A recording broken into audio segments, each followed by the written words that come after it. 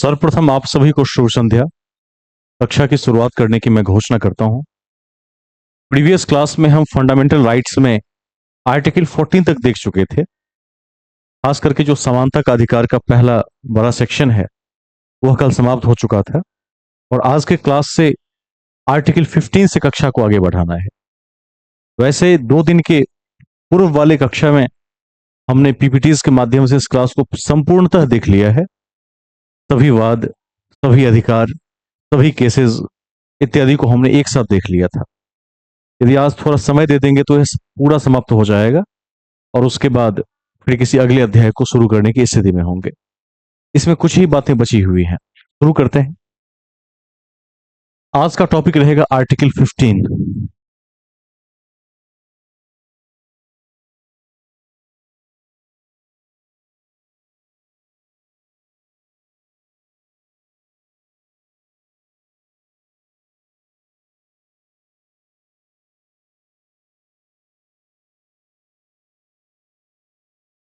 Article 15 class को यहां से आगे बढ़ाएंगे 15 से।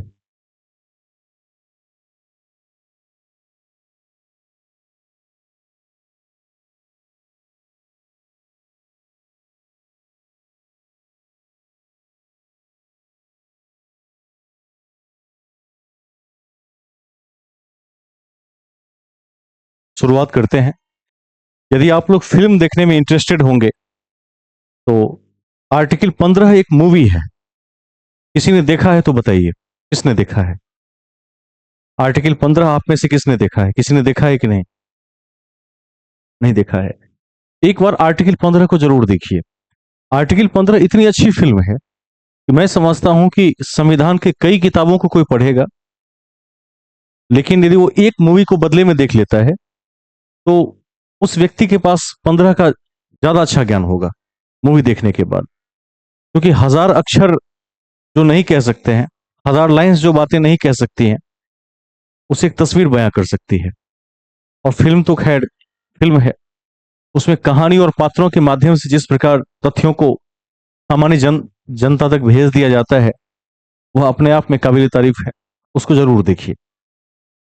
प्रीवियस क्लास में हमने पढ़ा था कि आर्टिकल 15 कहता है कि जाति, धर्म, क्षेत्र, लिंग, जन्म स्थान इत्यादि के आधार पर कोई भेदभाव नहीं किया जाएगा। तो सबसे पहले इसी को लिख दीजिए उसमें 15 में। देखिए धर्म, हाँ हाँ कहा जाए। आवाज आ रही है? मूवी, और देखिए मूवी एक सबसे फ्री तरीका है देखने का। टेलीग्राम पर आप सभी हैं, है ना? एक बॉट बता देता हूं, बहुत काम का है। अब ऐसा नहीं कि आज के बाद इस बॉट का उपयोग करके सभी लोग दिन भर फिल्म देखते रहेंगे, वो भी उल्टा पड़ जाएगा फिर। ऐसा नहीं करना है। आप लोग समझदार अभ्यर्थी हैं। एक बॉट है, आई पैपकॉर्न। आपको कुछ नहीं करना है, टेलीग्राम में जाना है और आई पैपकॉर्न स्पेलिंग देख लीजिए, लिखा हुआ है, इसको सर्च कर लेना है। आप जैसे ही सर्च करेंगे तो ज्वाइन करने का ऑप्शन आएगा, उसको आप ज्वाइन कर लीजिए। अब क्या होगा, ये एक ऐसा बॉट है कि जैसे जो अच्छी मूवीज होती हैं वो पेड होती है, आपको कहीं ना कहीं से परचेज करना पड़ता है, उसके लिए पैसा लगाना पड़ता है। तो इसमें चले जाइए, आई पैपकॉर्न में जाके सीधे, वो भी एक चैट की तरह खुलता है, बॉट है लेकिन उसमें किसी भी मूवी का सही नाम डालना है, स्पेलिंग सही डालना है, जो असली नाम है वो डालना है। जैसे ही आप देंगे आपको हर एक लेवल पर, जैसे 720 पिक्सल में, 1080 में या उससे भी ज्यादा जो हो सकता है, हर वैरायटी में फिल्म आपको मिल जाएगी। आप उसको देख सकते हैं। सबसे आसान तरीका है। कितने लोगों ने यूज किया है? नहीं भी किया तो करके देख लीजिए। कोई ऐसी फिल्म आ जाए जो फिल्म समाज को आईना दिखाती हो तो ऐसी मूवीज को जरूर देखना चाहिए। उससे व्यक्ति का सर्वांगीण विकास होता है।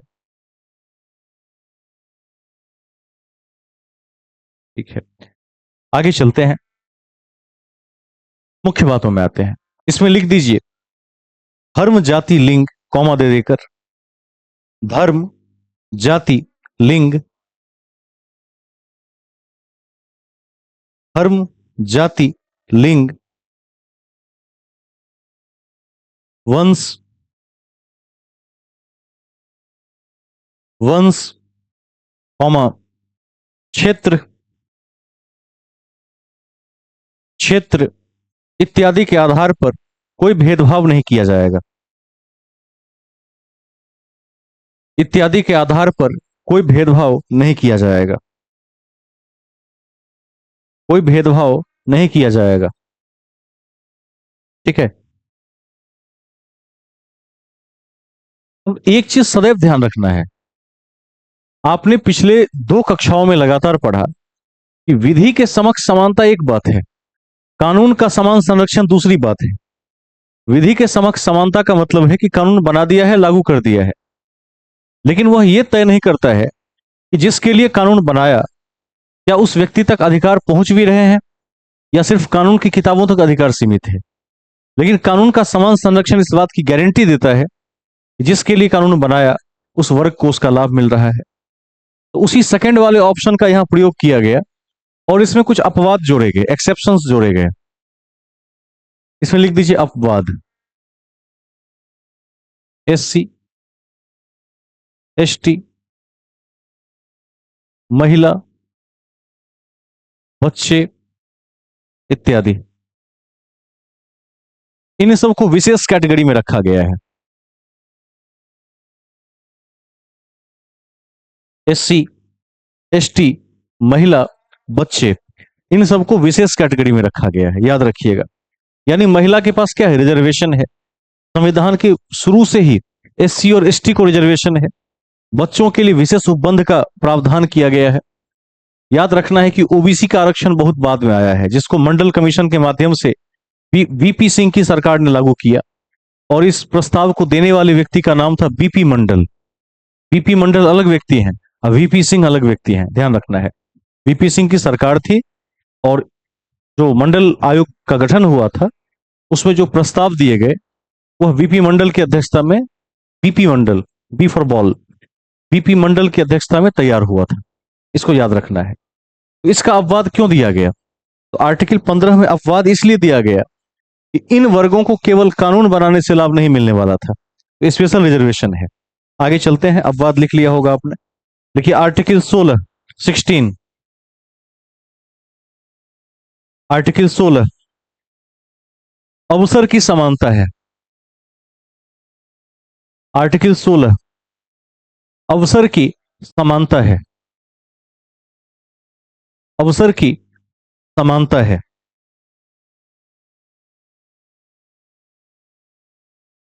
ठीक है।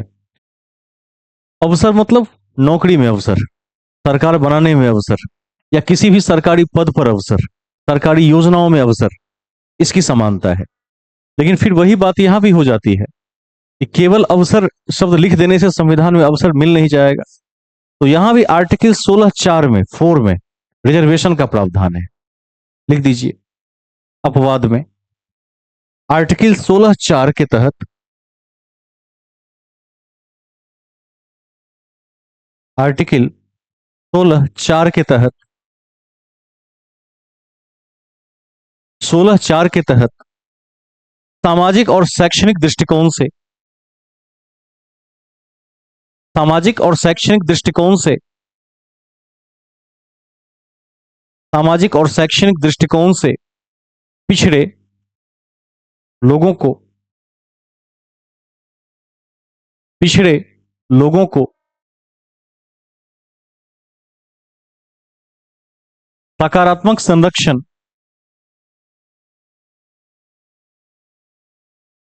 सकारात्मक संरक्षण या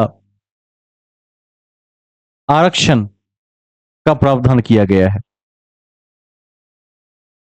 आरक्षण का प्रावधान किया गया है। आरक्षण का प्रावधान किया गया है। ठीक है, इसको याद रखना है। याद रखिएगा, आरक्षण के बदले एक अच्छा शब्द हो सकता है सकारात्मक संरक्षण, सुनने में ठीक लगता है। जैसे ग्लास आधा खाली है, इसके बदले अच्छा वाक्य हो सकता है ग्लास आधा भरा हुआ है, सकारात्मक है कि नहीं है? दोनों का समान अर्थ है। लेकिन जब हम कहते हैं कि ग्लास आधा भरा है तो हम ऑप्टिमिस्टिक हैं, सकारात्मकवादी हैं। और जब हम कहते हैं कि ग्लास आधा खाली है तो हम नकारात्मकवादी हैं, यानी पेसिमिस्टिक हैं। इसको याद रखना है। हर चीज को दो तरीके से कहा जा सकता है। तो आप आरक्षण के बदले यदि कहीं पर सकारात्मक संरक्षण को देखिए तो उसका भी मतलब रिजर्वेशन से ही है।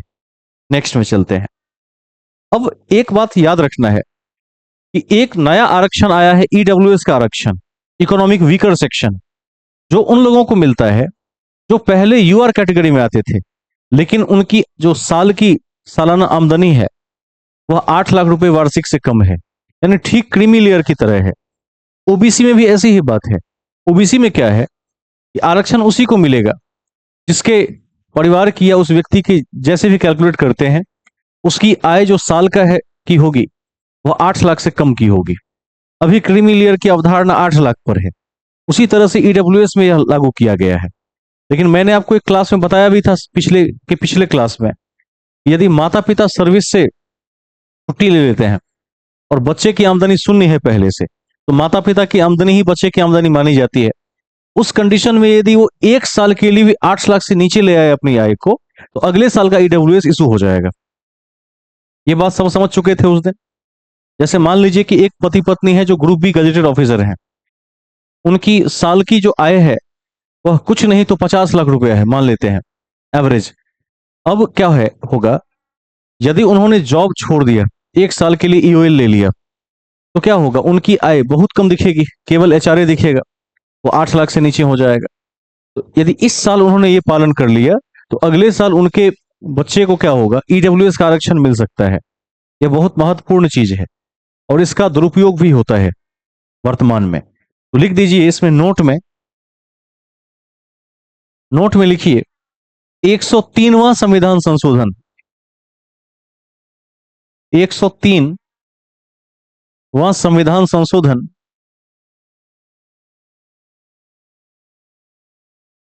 103वां संविधान संशोधन 2019 के माध्यम से 2019 के माध्यम से 2019 के माध्यम से आर्थिक आधार पर पिछड़े लोगों को, आर्थिक आधार पर पिछड़े लोगों को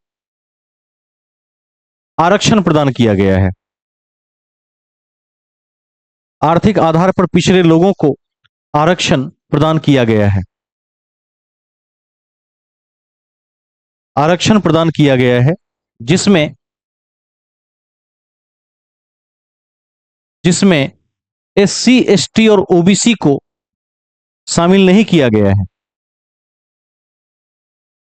जिसमें एससी एसटी और ओबीसी को शामिल नहीं किया गया है, शामिल नहीं किया गया है, बल्कि बल्कि केवल सवर्णों को शामिल किया गया है। केवल सवर्णों को शामिल किया गया है।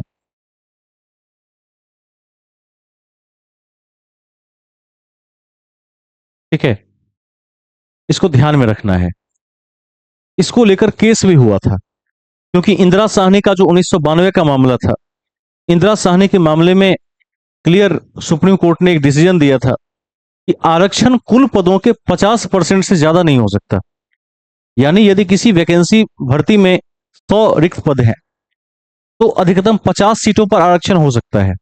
और इसका हिसाब ऐसा था कि 7.5% एसटी, 15% एससी, 27% ओबीसी। 27 में आप 22.5 जोड़कर देखिए कितना हुआ, 49.5 हो गया, 49.5।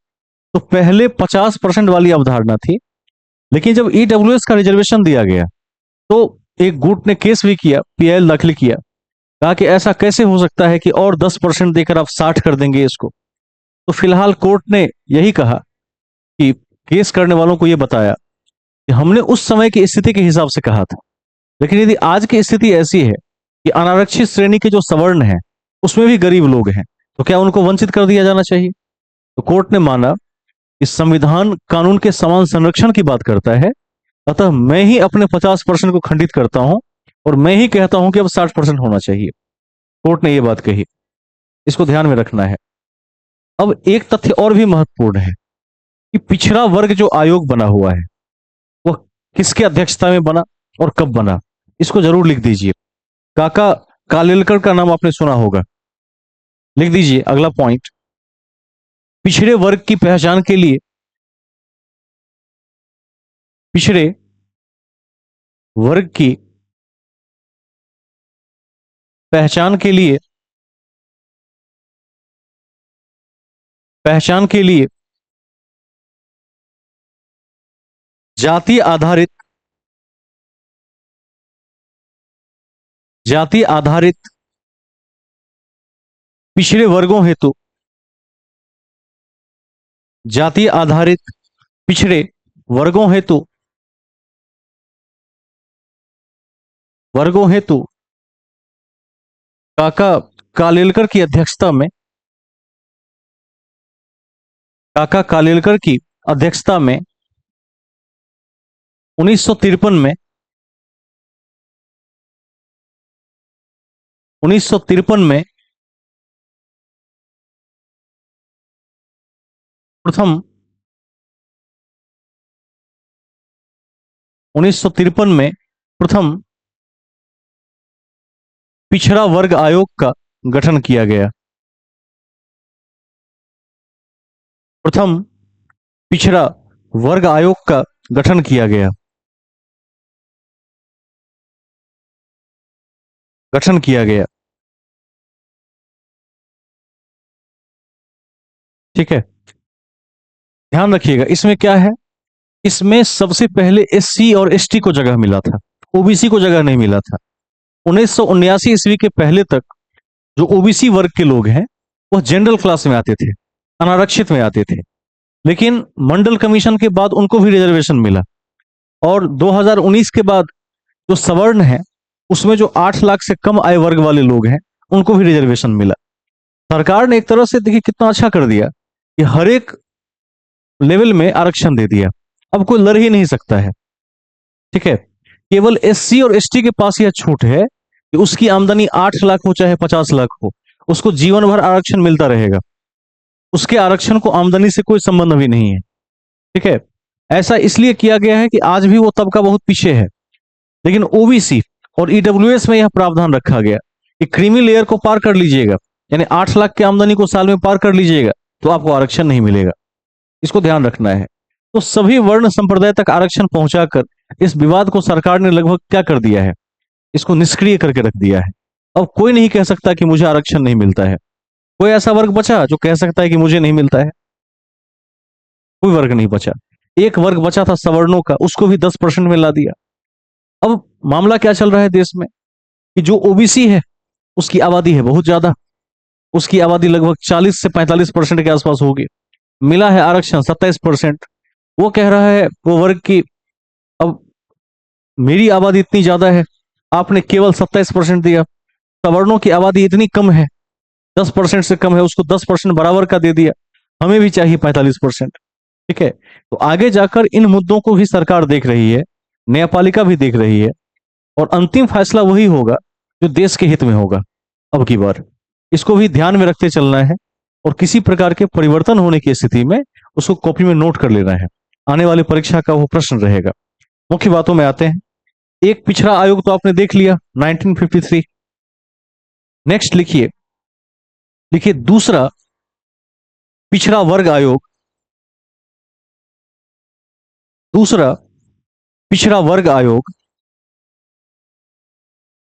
पिछड़ा वर्ग आयोग, मंडल आयोग, मंडल आयोग, ब्रैकेट में लिख दीजिए बीपी मंडल, विंध्येश्वरी प्रसाद मंडल। मंडल आयोग ब्रैकेट में बीपी मंडल 1979 में गठित हुआ, 1979 में गठित हुआ। फोटो जी आपका हैंड रेज है, कुछ पूछना चाहते हैं क्या? एक बार देख लिया जाए, कोई क्वेश्चन है?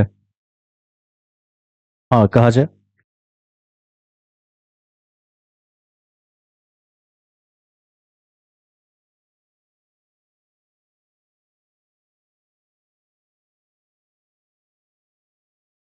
वो रिक्तियों पर रहती है।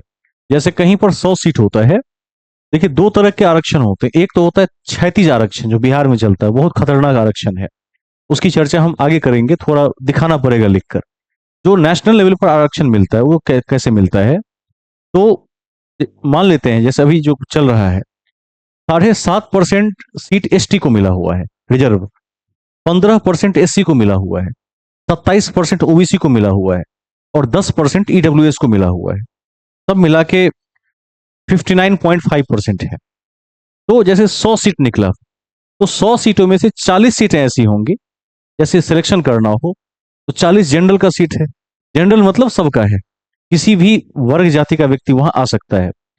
तो क्या होगा, जैसे 1 लाख लोगों ने परीक्षा का फॉर्म भरा, 1 लाख में से रैंक 1 to 40 जो होगा, वो शुरू के 40 को भर देगा।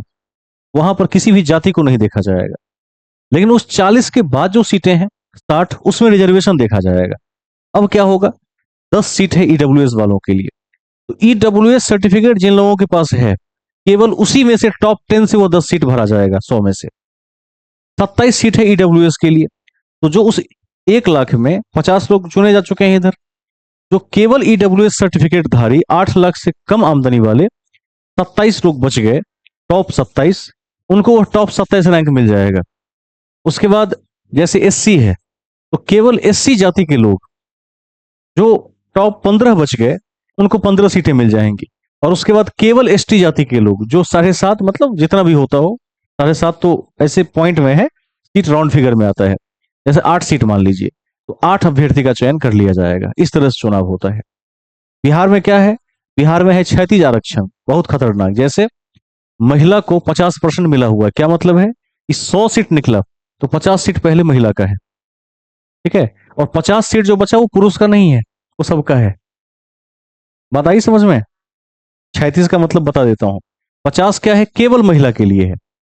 पहले महिला की बात कर लीजिए। जो 50 सीट केवल महिला के लिए है, उसमें अब ये फॉर्मूला लगेगा, 40% जनरल महिला के लिए, 10% ईडब्ल्यूएस महिला के लिए, समझ पा रहे हैं, 27 ओबीसी महिला के लिए, ये लग जाएगा। ये जो 50 सीट बच गया 100 में से, ये सबका है। इसमें क्या होगा, 40% जनरल ऑल, महिला पुरुष ऑल जनरल। उसके बाद 10% ईडब्ल्यूएस, महिला यहां भी एंट्री कर सकती है। यहां महिला पुरुष को एक जेंडर मान लीजिए, जेंडर में विभेद नहीं है यहां पर, वहां पर है। तो महिलाओं के पास क्या है, बिहार जैसे राज्य में आजकल स्वर्णिम अवसर है, जब तक ये सब नियम लागू है। थोड़ा सा भी ठीक से पढ़ के अच्छी नौकरी मिल सकती है। लेकिन पुरुषों के लिए इतनी बड़ी चुनौती है कि पुरुषों को महिलाओं से कम 6 गुना अधिक परिश्रम करके पढ़ना पड़ेगा। ये स्थिति वर्तमान की है। मैं आपको एक वाकया सुना देता हूं, इससे आपको क्लियर मिल जाएगा।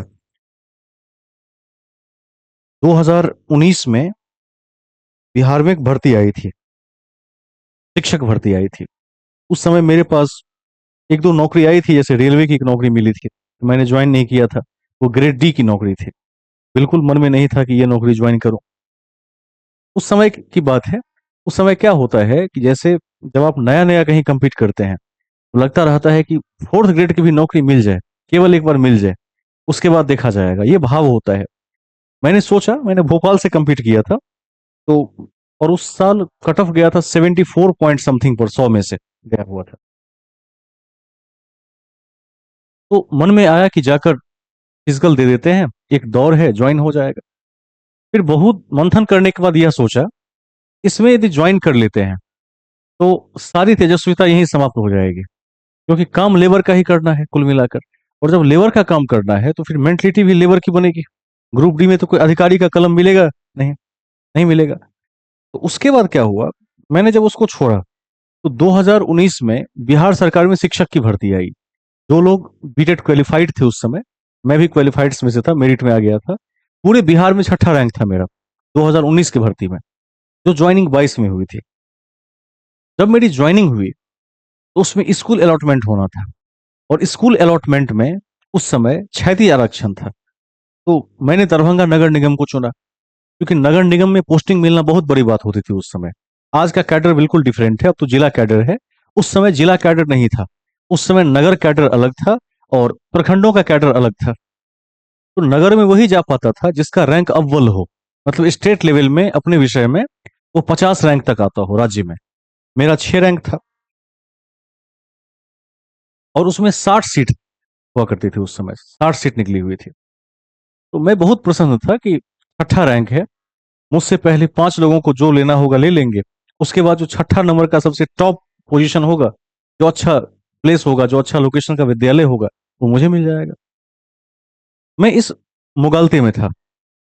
जब मैं काउंसलिंग में गया, तो वहां जाकर मुझे पता चला कि यहाँ का सिस्टम बिल्कुल डिफरेंट है। आज तक जो मैं आरक्षण समझ रहा था, नेशनल लेवल वाला आरक्षण, वो नेशनल लेवल का आरक्षण बिहार में नहीं चलता है। यहाँ चलता है हॉरिजेंटल। ये क्या होता है? उन्होंने कहा कि 60 सीटों में से 30 सीटें महिला के लिए रिजर्व है। वो कौन सा चॉइस करती है? माने वो आपके हाथ से ऐसे ही चला गया, गायब हो गया। ठीक है, मैंने कहा फिर भी 30 बचा, 30 में देखेंगे। कहा गया कि उस 30 में नियम है, उस 30 में नियम है कि पहले विकलांग कोटे के व्यक्ति को अलॉट किया जाएगा। ठीक है। फिर कहा कि एसटी को मिलेगा, वो भी ठीक है। फिर कहा कि शेष बची सीट सीट जो होगी वो एससी को मिलेगी, वो भी ठीक है। फिर कहा गया कि ओबीसी का नंबर आएगा। अंत में कितना बचा जानते हैं? अंत में बच गया केवल 2 या 3 सीट। मेरा रैंक ओवरऑल रैंकिंग में छठा है, क्योंकि मैं जनरल में टॉपर होऊंगा। जब बिहार में छठा रैंक है, तो वहां जनरल कैटेगरी के जो लोग आए उसमें मैं टॉपर था। तो 3 में से चॉइस मुझे मिला, 57 चॉइस हाथ से गायब हो गए। यही हाल होता है सर्विसेज में। अब आप सोच कर देखिए कि हॉरिजेंटल रिजर्वेशन ये थोड़ा आगे की चीज हो गई, आरक्षण की सीमा के को भी लांग गया। ये तो ऐसा हो गया कि एक बार तो सिलेक्शन में रिजर्वेशन, उसके बाद फिर पोजीशन में रिजर्वेशन। अंत में मुझे जाकर एक ऐसा विद्यालय मिला जिस विद्यालय में मैं कभी जाना नहीं चाहता था। अब करें क्या? उस विद्यालय को मैं एक बार देख कर आया। फिर मैंने मन बनाया कि कुछ दिन तक ज्वाइन नहीं करते हैं, जो होगा देखा जाएगा। विभाग को आवश्यकता पड़ेगी तो अपने आप बदल देगा। फिर किसी ने बताया, कहा कि आप ज्वाइन नहीं करेंगे तो 1 महीना के बाद निरस्त कर देगा, उसको लगेगा कि आपको जरूरत नहीं है। विभाग को इतनी फिक्र नहीं है जितनी फिक्र मुझे है। तब जाके मैंने ज्वाइन किया। लेकिन जब मैंने ज्वाइन किया, उसके बाद मैंने सोचा कि 6 महीने में इस नौकरी को छोड़ देना है, और मैंने छोड़ दिया। फिर मैंने दिल्ली में लेवल 7 में कंप्लीट किया, और वहां से मैंने रिजाइन कर दिया। उसके बाद उसी बीच में रेलवे की नौकरी भी अधिकारी की मिली थी, लेकिन उसको मैंने फिर छोड़ दिया था। ध्यान रखिएगा। तो ऐसा होता है, वो तो संयोग की बात है। ऐसा जरूरी है कि जिस समय आपने ज्वाइन किया, आपने शपथ खाया कि 6 महीने में छोड़ देंगे, वैकेंसी आ ही जाएगी। वैकेंसी पहले आ चुकी थी, फॉर्म मैंने भर दिया था। ठीक है, तो मन में था कि इस बार दिल्ली जाएंगे, एग्जामिनेशन देंगे, और एग्जामिनेशन में यदि पास कर गए तो छोड़ देंगे। तैयारी थोड़ी ठीक ठाक बना ली, और जाकर कंप्लीट कर गए। तो यहाँ पर पूरे भारतवर्ष में 19वां रैंक मिला था, और अच्छा पोजीशन मिला। फिर आगे चलते हैं। तो आपने हॉरिजेंटल रिजर्वेशन को बहुत ठीक से अब समझ लिया होगा। पढ़ने से कुछ नहीं होता है, पढ़ने से अधिक कंप्लीट कर जाएंगे। उसके बाद जब सीट एलोकेशन होता है, तो उसमें फिर क्या है, जेंडर का बड़ा फर्क पड़ जाता है। अभी खास करके पुरुष अभ्यर्थियों के लिए तो बड़ी चुनौती हो जाती है, महिलाओं के लिए उतनी नहीं है, पुरुषों के लिए बहुत ज्यादा है। आगे चलते हैं।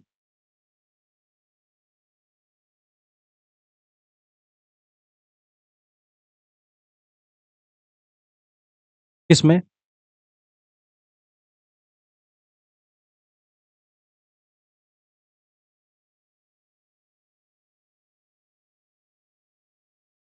वो चयन में कट ऑफ है कि सिलेक्शन हुआ आपका, वो चयन में कट ऑफ है। जब पोस्टिंग होगी, देखिए नेशनल में नहीं होता ऐसा। यदि आप सेंट्रल गवर्नमेंट के किसी अधिकारी या किसी भी सेवा में जाते हैं, ग्रेड डी से ए तक कहीं भी जाते हैं, तो सेंट्रल में ऐसा नहीं होता है। सेंट्रल में क्या होता है, बहुत अंतर है। जैसे अब तो बिहार ने भी इस बार बदलाव किया है, बीपीएससी टीआरईज के बाद शिक्षक भर्ती में भी बदलाव किया है। बाकी डिपार्टमेंट, जो डिपार्टमेंट्स हैं, वहां भी चेंजेस आ रहे हैं। पहले क्या होता था, एक तो सिलेक्शन में रिजर्वेशन है। अब जो चयन जब हो गया, तो जो प्लेस अलॉटमेंट है उसका भी लिस्ट निकलता है कि कौन कौन सी पोजीशन खाली है। जैसे दरोगा की भर्ती हुई, तो कौन कौन सा थाना खाली है, इसका तो लिस्ट आएगा ना उसमें, कि नहीं आएगा? चॉइस भरा जाता है उसमें। जब हम डोजियर फाइल करते हैं जॉब में आने के लिए, तो डोजियर में चॉइस फिल करवाया जाता है कि आपका नियरेस्ट क्या रहेगा। देना वही होता है जो संबंधित डिपार्टमेंट की इच्छा होती है, लेकिन फिर भी हमसे लिया जाता है। लेकिन जब डोजियर भरवाने के बाद राज्य की बात करेंगे, तो बिहार जैसे 2 4 राज्य हैं जहां पर फिर क्या होता है, उल्टा सिलेक्शन चलता है। यानी कैटेगरी के हिसाब से, मार्क्स के हिसाब से नहीं चलता है। सेंट्रल में क्या है, सेंट्रल में मार्क्स के हिसाब से चलता है। यदि आप टॉपर हैं, तो आप किसी भी कैटेगरी के हैं, एक बार सिलेक्शन हो गया कोई दिक्कत नहीं, फिर आरक्षण समाप्त। वहां से फिर आपकी पोस्टिंग अकॉर्डिंग टू रैंक होगी। और आपका प्रमोशन भी अकॉर्डिंग टू रैंक होगा। जैसे आईएएस में देखेंगे, या एसएससी के तहत जो कोई अधिकारी बनता है, या डीएसएसबी के तहत जो कोई अधिकारी बनता है, उनकी जो प्रमोशन वगैरह होती है वो रैंक के बेसिस पर होती है, और सीनियरिटी भी रैंक डिसाइड करता है। लेकिन राज्य में ऐसा नहीं होता। राज्य में अभी तक ये हो रहा था कि जो सबसे पहले आकर ज्वाइन कर लिया वो सीनियर हो गया। अब इसके चक्कर में क्या होता था कि जैसे ही ज्वाइनिंग लेटर मिलता था, कुछ लोग रात भर सोते नहीं थे। सुधार हो रहा है इसमें वैसे अब। रातों रात सारा डॉक्यूमेंट्स ये किया, एक्यूमुलेट किया, और सुबह जाकर समय से पहले पहुंच गए उस कार्यालय में। गेट के में ताला लगा हुआ है, वहां वो खड़े हैं, लाइन लगी हुई है वहां पर 5 लोगों की जो ज्वाइन करना चाहते हैं। उस लाइन में जो पहले आ गया वो दूसरे को आगे नहीं जाने देगा, उसको सीनियर बनना है। ये सबसे गलत व्यवस्था है। इसमें प्रतिभा का कोई महत्व नहीं रह जाता है। लेकिन इस बार से मैंने सुना है, क्योंकि उसका कोई ऐसा गैजेट तो नहीं देखा मैंने, लेकिन सुना है कि परिवर्तन हुआ है वहां पर भी। अब प्रतिभा को वरीयता दी जाएगी, पहले नहीं होता था। पहले जैसे मेरा पूरे बिहार में 6 रैंक था। जब मैंने ज्वाइन किया तो मैंने सबसे लेट ज्वाइन किया था, तो मुझसे बहुत बहुत हजारों हजार रैंक पीछे 2 लोग आके ज्वाइन कर लिया लिया उन लोगों ने। और जब 2 लोगों ने ज्वाइन कर लिया तो मुझसे सीनियर हो गए। तो आप देख लीजिए क्या फायदा मिला उसका। कोई फायदा मिला? तो ऐसा होता था बिहार में। अब सेंट्रल में है तो सेंट्रल में ऐसा कुछ नहीं है। यहाँ आप कभी भी ज्वाइन कर लीजिए, आपकी रैंक ही आपकी ताकत है, प्रतिभा ही आपकी ताकत है। आगे चलते हैं, मुख्य बातों पर आ जाते हैं। अभी क्या लिखा है देख लीजिए।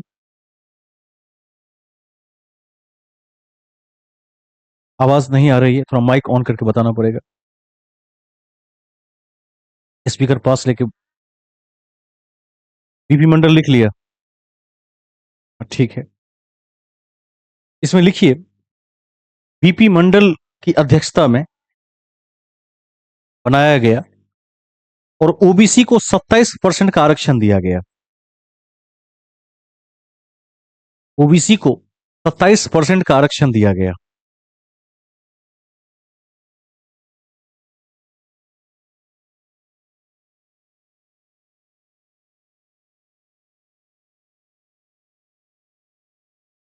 सत्ताईस परसेंट का आरक्षण दिया गया। ठीक है। आज भी यही चल रहा है, ध्यान रखिएगा।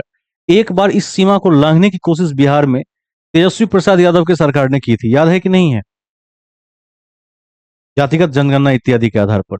लेकिन उस चीज को कोर्ट ने फिर रद्द कर दिया है। वापस से पुरानी वाली जो व्यवस्था है आरक्षण की, वह आज भी प्रभावी है। आगे चलते हैं। इसी में एक लाइन जोड़ दीजिए। देखिए, ओबीसी आरक्षण 27% को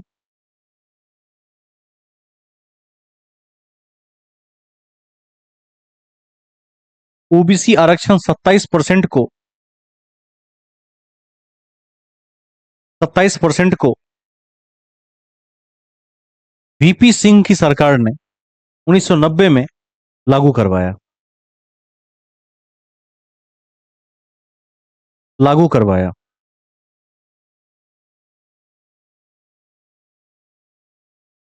ठीक है।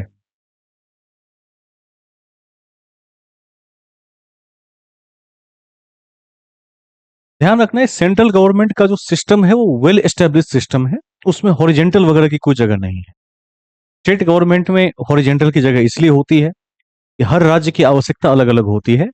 जिस राज्य को ऐसा लगता है कि हमारे राज्य में महिला का वर्ग या एससी एसटी ओबीसी का कोई वर्ग बहुत पिछड़ा हुआ है, तो उसके कारण सरकार को यह कदम उठाना पड़ता है। कई बार यह कदम राजनीतिक भी बन जाता है, राजनीतिक लाभ के लिए भी उठाया जाता है। दोनों पक्ष होते हैं इसमें। यह सरकार के जिम्मे है। आगे चलेंगे। नेक्स्ट पॉइंट देखिए, क्रीमी लेयर।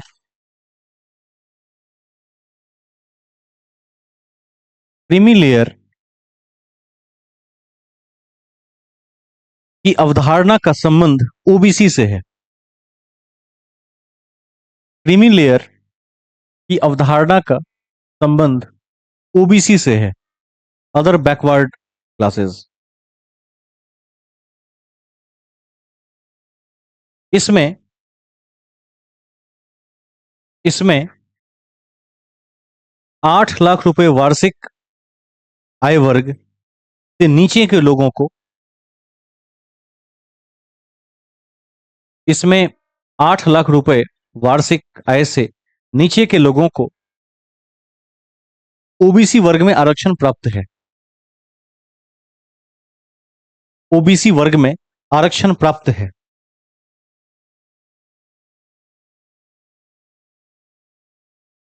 ठीक है, इसको याद रखना है। एक नोट लिख सकते हैं इसके बाद।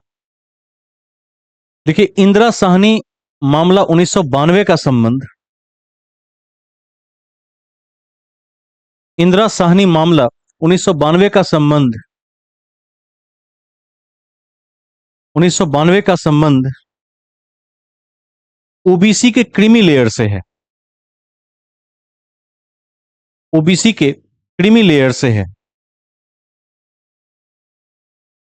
क्रीमी लेयर से है। इस वाद में सुप्रीम कोर्ट ने निम्नलिखित निर्णय दिए। इस वाद में सुप्रीम कोर्ट ने निम्नलिखित निर्णय दिए, निर्णय दिए। ठीक है, अब क्या सब बताया कोर्ट ने? तो सबसे पहला पॉइंट लिख दीजिए, क्रीमी लेयर की अवधारणा, क्रीमी लेयर की अवधारणा, क्रीमी लेयर की अवधारणा। इसमें ब्रैकेट में लिख दीजिए अपवाद।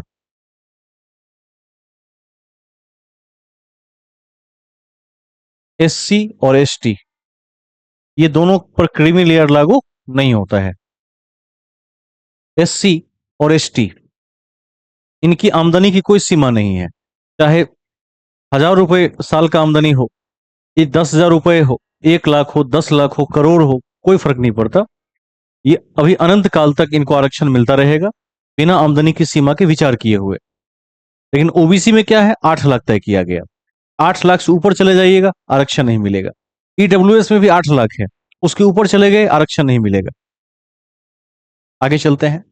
दूसरा पॉइंट लिखिए इसमें, सुप्रीम कोर्ट वाले में। पहला तो क्रीमी लेयर था।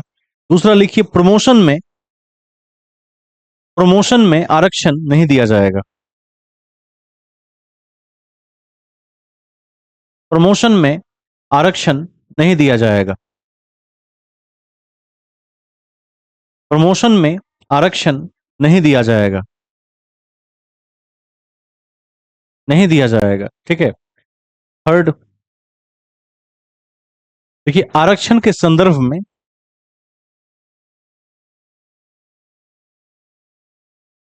आरक्षण के संदर्भ में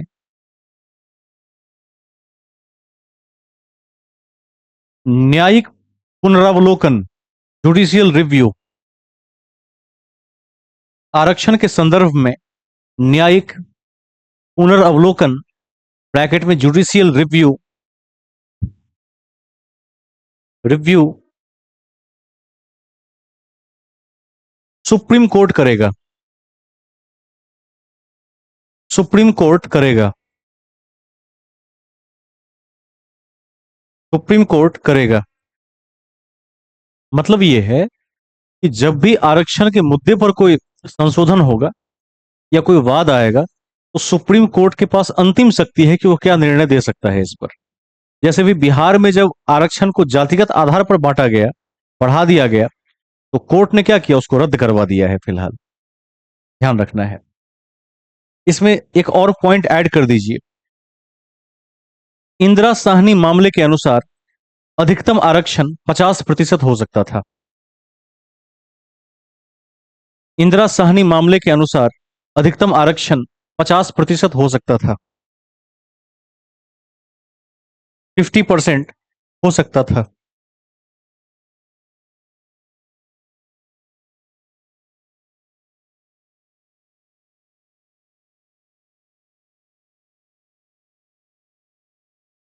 नेक्स्ट, देखिए आर्टिकल 17, 17,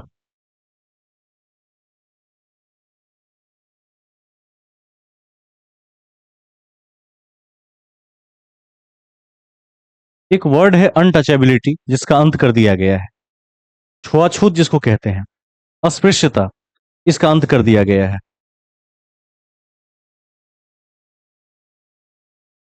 ठीक है, इसमें लिखिए अस्पृश्यता का अंत।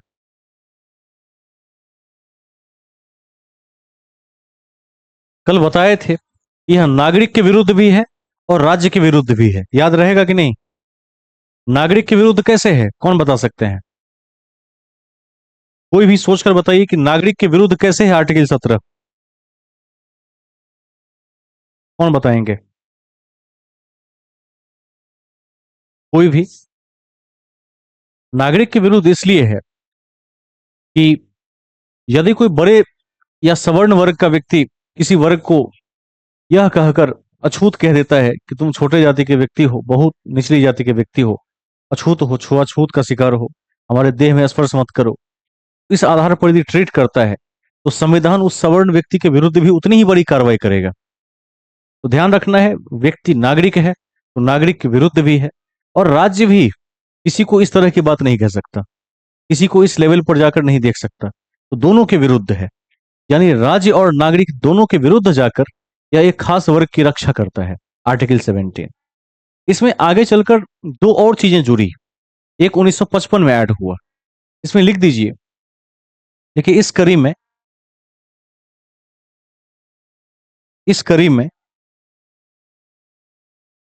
1955 में इसे मजबूत बनाने के लिए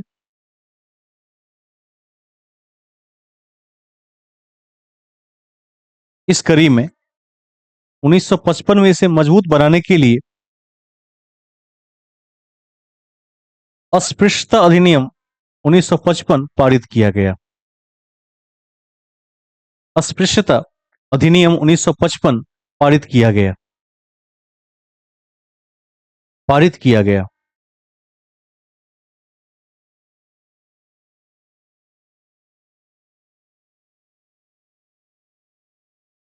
अस्पृश्यता अधिनियम 1955 पारित किया गया और कालांतर में 1976 में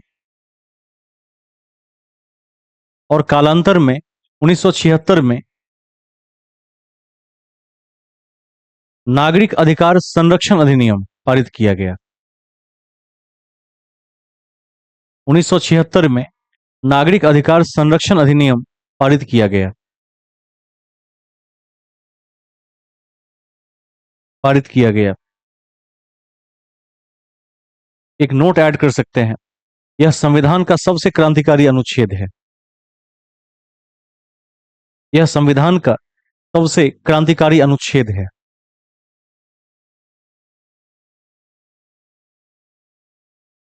अनुच्छेद है, ठीक है।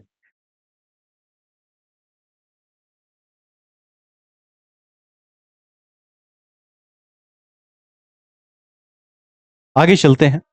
देखिए आर्टिकल 18, उपाधियों का अंत कर दिया गया है।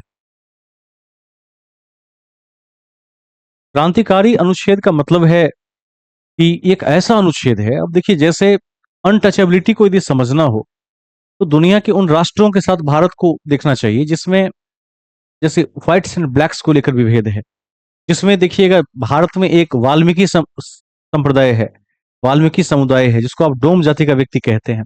आप क्या ट्रीट करते हैं उसके साथ? क्या करते हैं हम लोग? भगा देते हैं, दरवाजे पर एंट्री नहीं करने देते हैं, ठीक है। शरीर में स्पर्श हो गया तो गंगा स्नान कर लेते हैं आज भी। इस तरह का ट्रीटमेंट होता है। तो कल्पना यह करके देखिए कि यदि उस व्यक्ति के जगह आप होते, आप पढ़े लिखे व्यक्ति भी होते मान लीजिए, और इस तरीके का ट्रीटमेंट होता तो क्या स्थिति होती। तो यानी समाज का एक ऐसा वर्ग है भारत के समाज में, दुनिया के और समाज में भी ऐसे वर्ग हैं, अलग अलग नामों से जानते हैं उस वर्ग को, जिस वर्ग के साथ एकदम नीचता का व्यवहार समाज कर रहा है। उस वर्ग को यदि कोई अधिकार ऊपर उठा के ला सकता है तो निस्संदेह क्या है, क्रांतिकारी अनुच्छेद है, रेवोल्यूशनरी आर्टिकल है। इसको ध्यान में रखना है। आगे चलते हैं। 18 में लिख दीजिए, 18 में उपाधियों का अंत कर दिया गया है। उपाधियों का अंत कर दिया गया है। अपवाद, अब इसको समझा भी देता हूं थोड़ा सा पहले, कैसे अंत कर दिया गया। जैसे आपने देखा होगा कि ब्रिटिश सरकार के समय में जब ब्रिटिश राज चल रहा था, किसी को सर की उपाधि मिलती थी, किसी को नाइटहुड की उपाधि मिली थी। याद है कि भूल गए सब? याद है। उसके बाद किसी को राय बहादुर, खान बहादुर, राय जादव, ऐसी ऐसी उपाधियां ब्रिटिश सरकार भारतीयों को दिया करती थी। अब क्या है, अब दो क्षेत्र सेना और शिक्षा, इन दोनों क्षेत्रों में सरकार उपाधि दे सकती है, अन्य क्षेत्रों में कोई उपाधि नहीं मिलेगी। जैसे अभी देखिएगा, सरकार ने इसी से प्रेरित होकर लाल बत्ती को समाप्त कर दिया गाड़ियों पर, गाड़ियों से। देखा है कि नहीं देखा है? अफसरों के जो व्हीकल्स होते थे, उस पर पहले सायरन बजते हुए वो लाल बत्ती घूमती थी। उस लाल बत्ती को देखकर जनता उल्टे डर जाती थी, अरे कितना बड़ा आदमी आ गया। और जब वो गाड़ी चलती थी तो उस गाड़ी को ऐसे साइड मिल जाता था हर जगह से। अधिकारी को ऐसा नहीं होना चाहिए। अधिकारी को जनता का मित्र होना चाहिए। एक शब्द मोदी जी ने कहा था, जनसेवक। जनसेवक होना चाहिए। उन्होंने ये भी प्रस्ताव दिया था आज से लगभग 4 साल पहले कि हम क्या करें, सरकारी पदाधिकारियों के नाम के आगे से ऑफिसर वर्ड हटा दें और जनसेवक लगा दें। जनसेवक लगा देंगे तो कम से कम सुनने में मधुर लगेगा और नाम का बड़ा प्रभाव पड़ता है। कम से कम जनता को यह पता चलेगा आने वाले समय में कि यह सेवक है। अब तक क्या था, लाल फीताशाही चल रही थी, एकदम वो सायरन बज रहा है और वो अधिकारी उसी भांति चल रहा है गाड़ी में जिस भांति एक अंग्रेज अधिकारी चलता था। मन में क्या है? मन में सेवा नहीं है, मन में शौर्य है, पावर है उसके मन में। ठीक है, आज भी देखिएगा तो हिंदी पट्टी के स्टेट्स होते हैं, वहां कम पढ़े लिखे अधिकारी बनते हैं निचले लेवल में। उनकी योग्यता बहुत ज्यादा नहीं होती है। यूपीएससी से आईएएस करके जो आते हैं उनकी योग्यता अच्छे लेवल की होती है। जो स्टेट पीसीएस के अधिकारी होते हैं बहुत अच्छे होते हैं, लेकिन उतने अच्छे नहीं होते।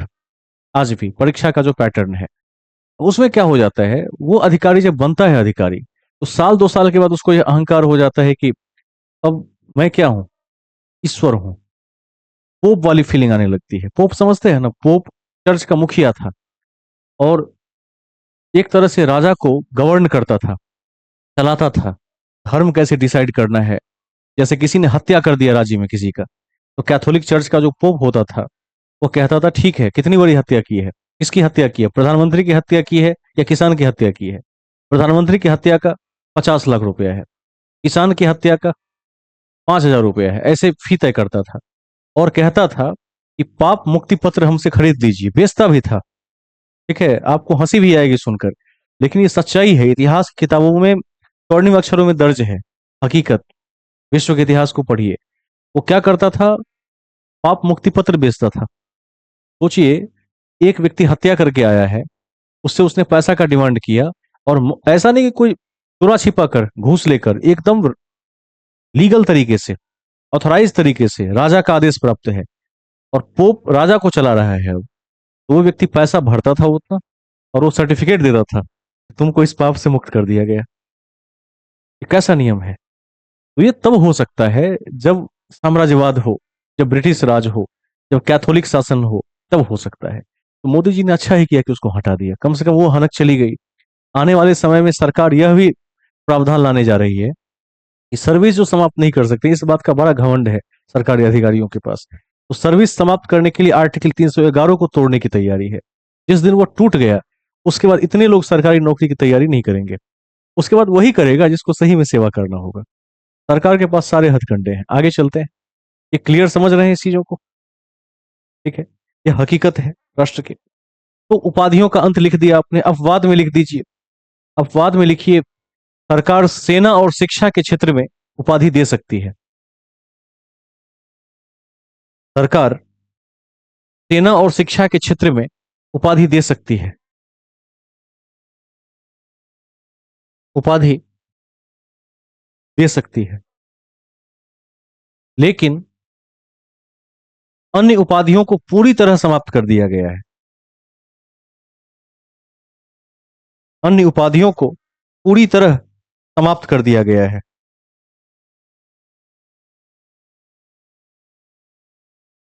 अन्य उपाधियों को पूरी तरह समाप्त कर दिया गया है। जैसे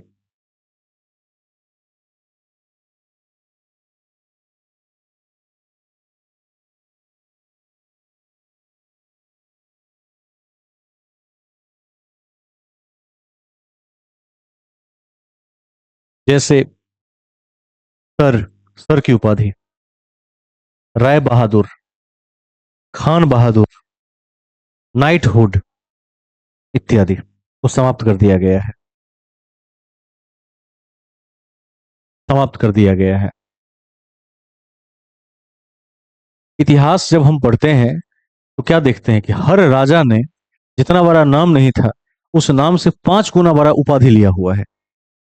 अकबर का नाम देखिए, जलालुद्दीन मोहम्मद अकबर, नाम है अकबर, अब दो बड़ी बड़ी शब्दों को ऐड करके उसमें उपाधि जोड़ दिया। तो इस तरीके से जो राजा होते थे, श्री श्री 108 विक्रमादित्य, तो ऐसे उपाधियों को समाप्त कर दिया सरकार ने, कहा कि ये सब नहीं चलेगा, जो रखना है नाम रखिए, नाम चाहे 25 शब्द का रख लीजिए, उपाधि नहीं मानी जाएगी, उसे नाम माना जाएगा। एक दक्षिण भारत की एक मूवी देख रहा था, उसमें एक व्यक्ति कहता है, पूछता है ड्राइवर से कि गोवा कब तक पहुंचोगे, जवाब देता है कि नाम बताते हुए पहुंच जाएंगे। आपने देखा जरूर होगा उसको, है ना। एक्चुअली बहुत कुछ सीख दे जाता है वो व्यक्ति दो तरीके का सीख देता है हमें। जब वो बताता है, जैसे पहला अक्षर, फिर एक शब्द, फिर 2 शब्द, फिर 3 शब्द, फिर 4 शब्द, तो बाद में आपको काफी हंसी आएगी, लेकिन वो ये बता रहा है कि मनुष्य का जो डीएनए है, क्योंकि वो जितने नाम जैसे बोलता है आर्य या कुछ ऐसा बोलता है, कुछ ऐसा शुरू में कहता है, फिर कुछ उसमें ऐड कर देता है, वो एक्चुअली क्या कर रहा है, अपने पिता के साथ अपना नाम ऐड कर रहा है उसमें। हाँ, वेणुगोपाल अय्यर कहता है। एक्चुअली वो जो नाम बता रहा है उसमें अय्यर उसका नाम है, अय्यर के बाद जो वेणुगोपाल जोड़ता है उसके पिताजी का नाम था। तो एक प्रथा है दक्षिण भारत में रखने की कि पिता के नाम के साथ पुत्र या पुत्रियों का नाम ऐड करके रखते हैं। कई बार दादा, पिता और पुत्र के या पुत्रियों का नाम एक साथ ऐड करके बोलते हैं। तो उसने क्या किया, कई पीढ़ियों तक जोड़ा दिया, उसे ऐड करवा दिया। ये दिखाता ये भी है कि मनुष्य पर कितनी पीढ़ियों का प्रभाव है। साक्षात्कार में ऐसे क्वेश्चन बन सकते हैं कि फलाने फिल्म में इस तरह का एक डायलॉग कहा गया, इससे आप क्या समझते हैं, क्या ये इरिटेटिंग था? इसका जवाब यही हो सकता है कि इरिटेटिंग बिल्कुल नहीं था। वो व्यक्ति एक तरह से यह बता रहा है कि कितनी पीढ़ियों के बाद वो व्यक्ति इस दुनिया में है, और किस किस पीढ़ी के डीएनए से उसका डीएनए मिल रहा है, इसको भी ध्यान में रखना है। तो दूसरी बात उपाधि की हम कर रहे थे, तो उपाधि से भी इसका एक संबंध है कि पूरे पुस्तों के उपाधियों को धारण किए हुआ है एक साथ। तो सरकार कहती है कि चाहे आप कितने भी शब्द ऐड कर लीजिए, उसको आपका नाम माना जाएगा, उसको आपकी उपाधि नहीं मानी जाएगी। 2 क्षेत्रों में दे सकती है, पता है, शिक्षा में और सेना में। आगे चलते हैं। अगला है स्वतंत्रता का अधिकार।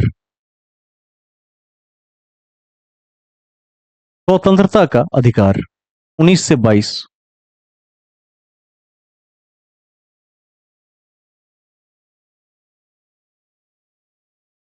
आर्टिकल 19 से लेकर 22 तक।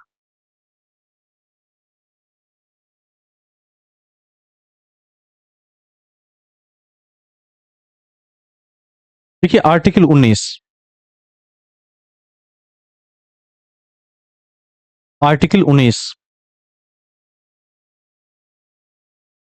इसमें लिखिए, आरंभ में 7 प्रकार की स्वतंत्रता का उल्लेख है।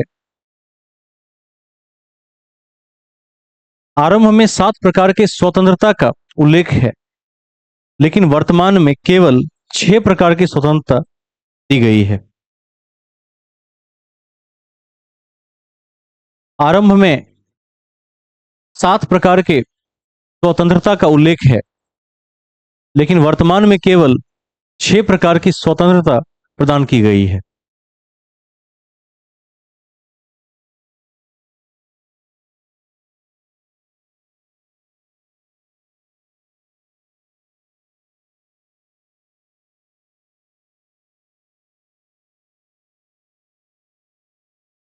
इसी में लिख दीजिए, संपत्ति के अधिकार 19(1) च, संपत्ति के अधिकार 19(1) च को समाप्त करके,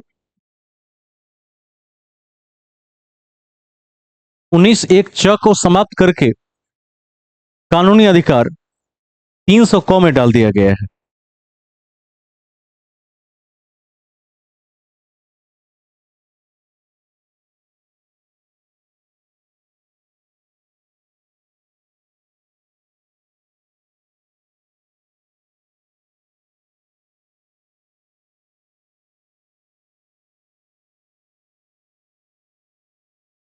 ये सबको याद होगा, 44वां संविधान संशोधन 1978, मोरारजी देसाई के समय में।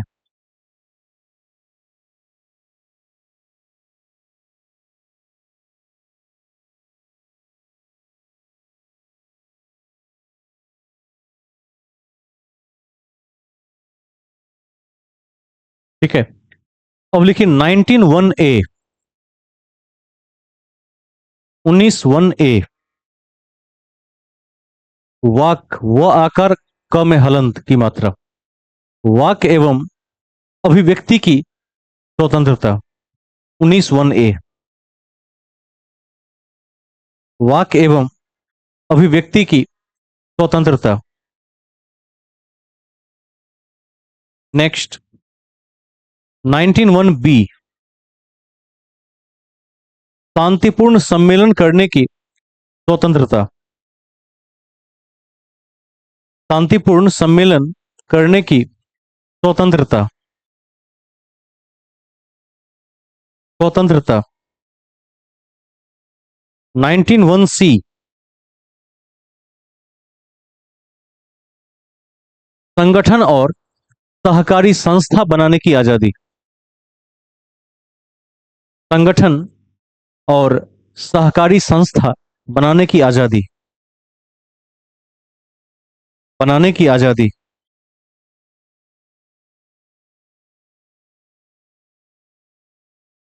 एक लाइन बगल में लिख दीजिए, 97th संविधान संशोधन 2011।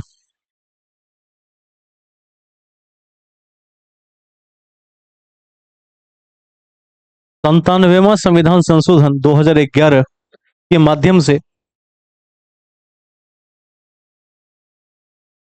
से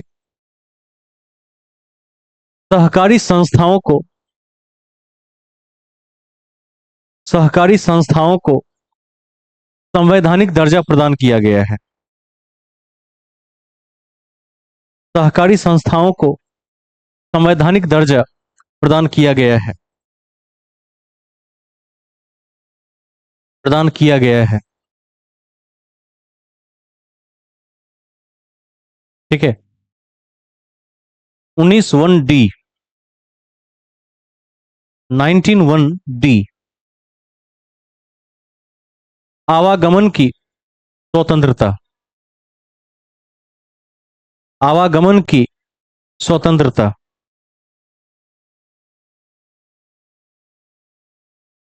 19 1 ई,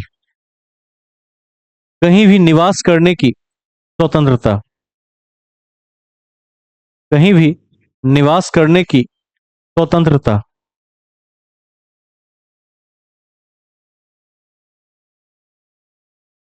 ठीक है।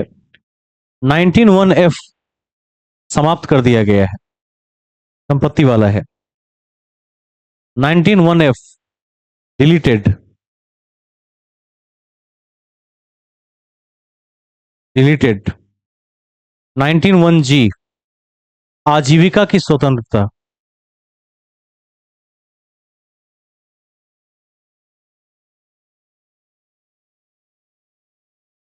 आजीविका की स्वतंत्रता। ब्रैकेट में लिख दीजिए, यह स्वतंत्रता असीमित नहीं है। यह स्वतंत्रता असीमित नहीं है। इसका क्या मतलब हो सकता है? इसका मतलब यह हो सकता है कि अब जीवन जीने के लिए डकैती करने लगेंगे, वो नहीं चलेगा। क्योंकि यहां पर यदि यदि ये लाइन ना लिखा जाता तो कुछ लोग क्या करते, बंदूक उठा लेते और हत्या करने लगते सबकी।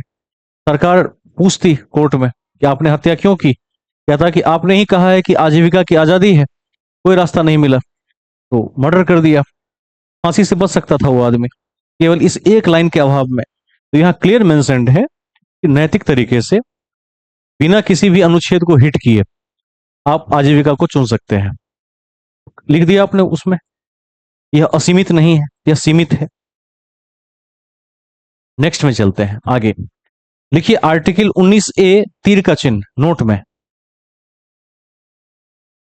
आर्टिकल 19 ए, तीर का चिन्ह। प्रेस या मीडिया की स्वतंत्रता इसी में है।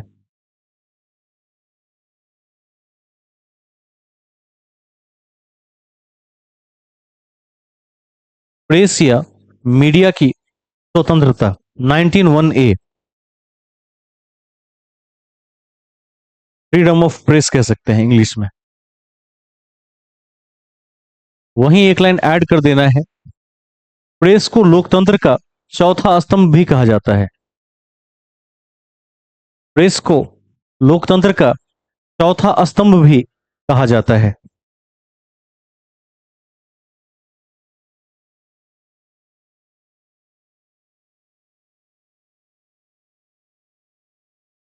आगे लिखिए आर्टिकल 20। अब छोटे छोटे आर्टिकल हैं, एक एक दो दो लाइन के हैं। आर्टिकल 20 देखिए, अपराधी ठहराए जाने पर संरक्षण। अपराधी ठहराए जाने पर संरक्षण। अपराधी ठहराए जाने पर संरक्षण। अब इसका अर्थ क्या है? तो जब तक कोर्ट में अपराध साबित नहीं हो जाएगा, तब तक किसी व्यक्ति को अपराधी नहीं माना जा सकता। पहले जैसे हम लोग जब तैयारी करते थे, तो ध्यान रखिएगा, बिहार या पूर्वांचल का जो प्रांत है, वो एक ऐसा प्रांत है जिस प्रांत में यदि कोई आज भी सरकारी सेवा की तैयारी करता है और अच्छा अभ्यर्थी है, चाहे महिला हो या पुरुष वर्ग से हो, और पड़ोसियों को पता चल जाता है, तो उनके मन में चल रहा होता है बदला लेने की भावना से किसी न किसी तरह से इस व्यक्ति को किसी केस में फंसा देते हैं। ये बहुत चलता है। कभी किसी ने फील किया है तो बता सकते हैं? नहीं चलता है कि जैसे कोई तैयारी कर रहा है, किसी ऐसे वाद में फंसा दीजिए, इसको नौकरी ही ना मिले, एक वही रास्ता बचता है। तो एक बात सदैव ध्यान में रखना है, इस चीज से डरना नहीं है। कोई कितना भी बड़ा मुकदमा कर दे, कोई फर्क नहीं पड़ता है। यदि आप पर एफआईआर हुआ है किसी मामले में, कोई दिक्कत नहीं है। आप जब भी फॉर्म भरते हैं, विभाग को सूचित कर दीजिए कि मुझ पर एफआईआर हुआ है। जब ज्वाइनिंग का टाइम आता है, कोर्ट से साबित करवा लीजिए कि मैं अपराधी नहीं हूं। यदि कोर्ट ने यह साबित कर दिया कि अमुक व्यक्ति जिसने अमुक पदों के लिए आवेदन किया था वो अपराधी नहीं है, बाइज्जत बरी सिद्ध हुआ है, तो कोई फर्क नहीं पड़ता है, उसका कोई मतलब नहीं है। इसको ध्यान में रखना है। केवल एफआईआर किसी पर हो जाने से किसी व्यक्ति की नौकरी न लगे, ऐसा असंभव है, हो ही नहीं सकता, कोई प्रावधान नहीं है। अपराध साबित होना चाहिए, तब विचार किया जाएगा। उस पर भी क्लाउजेज हैं, किस लेवल का अपराध किया है। यदि बहुत बड़े स्तर का अपराध है, तभी जाकर नौकरी से वंचित किया जा सकता है, अन्यथा की स्थिति में नहीं। क्षमा पत्र देकर नौकरी मिल जाती है। आगे चलते हैं। लिखिए, इसमें इस लाइन को ऐड कर दीजिए। हाँ, एक बार दोबारा से कहा जाए।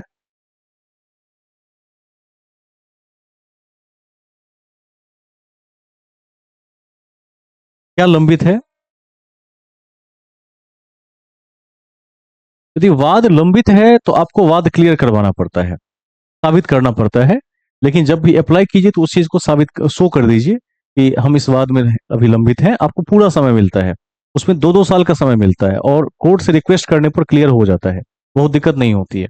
यदि इस तरह का कोई पिटीशन देता है कि सर्विस मैटर के कारण मेरे केस में लेट होने से नौकरी प्रभावित हो रही है, उसकी चिंता करने की आवश्यकता नहीं, वो हो जाता है। कई रास्ते हैं। जघन्य अपराध नहीं होना चाहिए। जघन्य अपराध में हत्या का प्रयास, हत्या कर देना, डकैती, इस तरह का की कोई बात नहीं होनी चाहिए। और कोई फर्जरी नहीं होनी चाहिए बड़े लेवल की। छोटे लेवल की फर्जरी को क्षमा किया जा सकता है, लेकिन बड़े लेवल का फोर्ज नहीं होना चाहिए। फोर्ज होगा तो फिर दिक्कत होती है।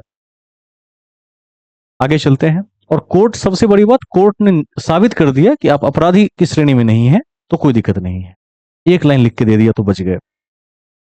पूर्वांचल में इन सब चीजों का बड़ा प्रचलन देखने को मिलता है। कई बार लोग केस करवा देते हैं दूसरों पर। लो, अब केस करवा दिया, अब तुम तैयारी करो, अब जाके नौकरी लेकर देखो। इस तरह का रिवेंज चलता है। आगे चलेंगे। इसमें इस लाइन को लिख दीजिए, एक लाइन। किसी व्यक्ति को किसी व्यक्ति को तब तक अपराधी घोषित नहीं किया जाएगा। किसी व्यक्ति को तब तक अपराधी घोषित नहीं किया जाएगा जब तक कि उसका अपराध सिद्ध नहीं हो जाता है। किसी व्यक्ति को तब तक अपराधी घोषित नहीं किया जाएगा जब तक कि उसका अपराध सिद्ध नहीं हो जाता है। सिद्ध नहीं हो जाता है। आगे चलते हैं। एक दो बातें इसमें और याद रखना चाहिए। जैसे पढ़ाए थे कि एक ही अपराध के लिए एक से अधिक बार सजा नहीं हो सकती है, इसको लिख दीजिए। एक ही अपराध के लिए एक से अधिक बार सजा नहीं हो सकती है। एक ही अपराध के लिए एक से अधिक बार सजा नहीं हो सकती है। नहीं हो सकती है। ठीक है। आगे। आगे लिखिए। एक और पॉइंट इसमें ऐड कर दीजिए। एक तो सजा नहीं हो सकती है, दूसरा किसी व्यक्ति को अपने ही विरुद्ध गवाही देने के लिए बाध्य नहीं किया जा सकता है। किसी व्यक्ति को अपने ही विरुद्ध गवाही देने के लिए बाध्य नहीं किया जा सकता है। गवाही देने के लिए बाध्य नहीं किया जा सकता है।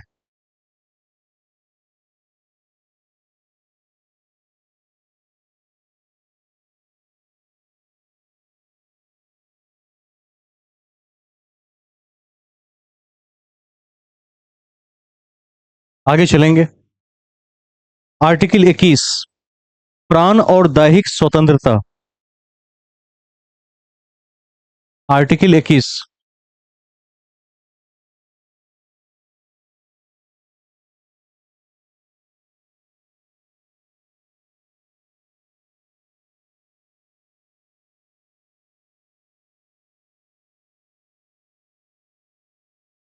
प्राण एवं दैहिक स्वतंत्रता। इसमें मेनका गांधी का वाद हमने पढ़ा था, आपको याद होगा। मेनका गांधी के वाद से पहले जीवन के अधिकार का मतलब था कि हर व्यक्ति को अपना जीवन बचाने का अधिकार है और कोई व्यक्ति किसी का जीवन छीन नहीं सकता। लेकिन मेनका गांधी के वाद में स्पष्ट कोर्ट ने कहा कि व्यक्ति को गरिमापूर्ण तरीके से जीवन जीने का अधिकार है, रोटी कपड़ा और मकान का अधिकार है, सही जीवन जीने का अधिकार है। इसको लिख दीजिए। इसमें आपने लिख दिया होगा प्राण और दैहिक स्वतंत्रता।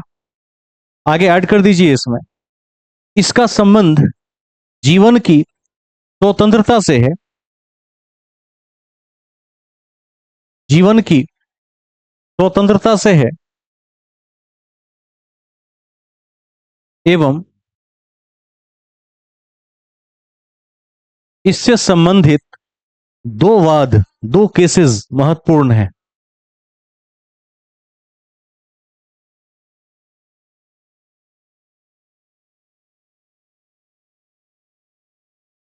इससे संबंधित दो वाद महत्वपूर्ण हैं।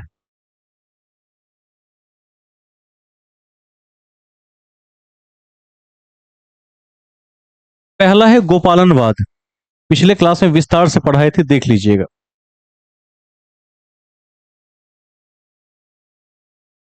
इसमें क्या है, इसमें जीवन के अधिकार की सीमित व्याख्या की है कोर्ट ने।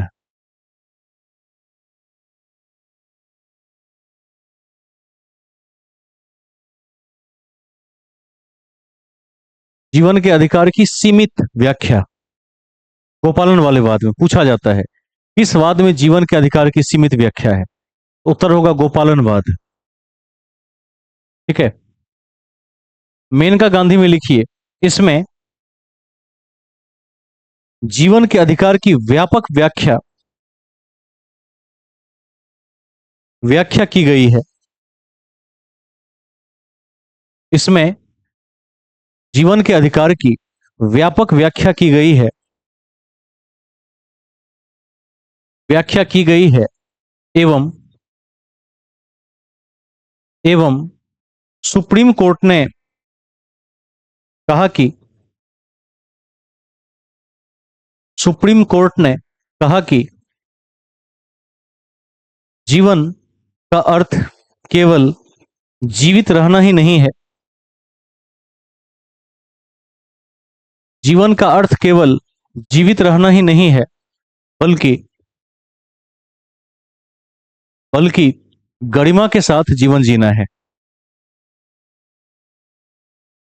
गरिमा के साथ जीवन जीना है। जैसे रोटी का अधिकार। जैसे रोटी का अधिकार। स्वच्छ पर्यावरण का अधिकार, स्वच्छ पर्यावरण का अधिकार,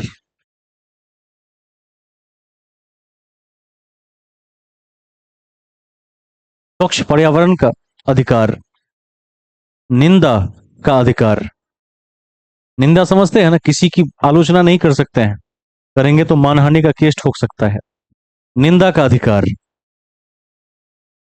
नेक्स्ट, निजता का अधिकार, राइट टू प्राइवेसी, जो आजकल सबसे अधिक इंपॉर्टेंट है, राइट टू प्राइवेसी।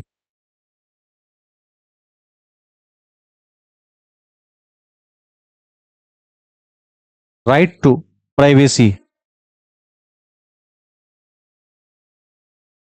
ये इतना ज्यादा इंपॉर्टेंट है, और आने वाले समय में जिस तरह से समाज एकल समाज बनता जा रहा है, परिवार एकल परिवार बनता जा रहा है, निजता का अधिकार चरम पर होगा। कैसे हो सकता है? आजकल देखिएगा कि जब से सामाजिक क्रांति आई है, जब महिलाओं को पुरुषों के बराबर का अधिकार मिला है, उसके बाद से क्या है, उसके बाद से लोगों में निजता को लेकर काफी चेतना बढ़ गई, प्राइवेसी जिसको कहते हैं। और आज भी जो राज्यों का पुलिस महकमा है, प्रशासनिक महकमा है, उसे इस लेवल का ट्रेनिंग नहीं मिला है, वो इस तथ्य को आज भी समझ पाए। जैसे आप देखिएगा, एक पार्क में दो अपोजिट जेंडर के लोग बैठे हुए हैं, विपरीत लिंग के लोग बैठे हुए हैं। अब कोई पुलिस वाला जा रहा है, उसको जबरदस्ती जाके धमका देगा कि तुम यहां क्या कर रहा है। माने उसके मन में आज भी यह है कि एक लड़का और लड़की कभी एक साथ नहीं बैठ सकते, या क्या गुनाह हो गया, उसके मन में आज भी ये चीज है। जबकि आप अमेरिका में चले जाइए, अमेरिका में इस तरह यदि कोई डांटेगा तो वहां सबके पास बंदूक रहता है, क्योंकि वहां लाइसेंस नहीं लेना पड़ता है। पता है कि नहीं है पता? भारत में बंदूक लेने के लिए लाइसेंस लेना पड़ता है। अमेरिका में सरकार उल्टा सोचती है, सरकार कहती है कि लाइसेंस देंगे तो क्या होगा, 95% लोगों के पास बंदूक नहीं होगा, रखना भी नहीं चाहेंगे।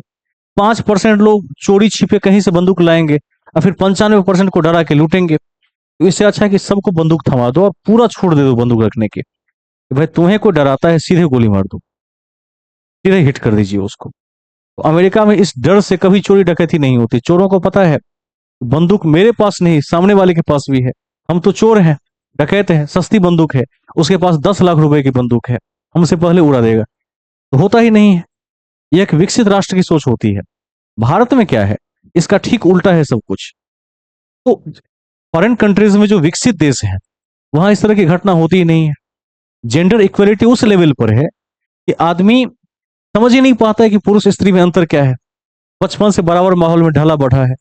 भारत में क्या है, भारत में बड़ा गैप है। ये गैप जो कि समाज में है, तो जो लोग सरकारी सर्विसेज में आते हैं अच्छे पदों पर, वो उसी समाज से आते हैं, उस सोच को डीएनए में लेके आते हैं, और फिर उसी को इंप्लीमेंट करते हैं।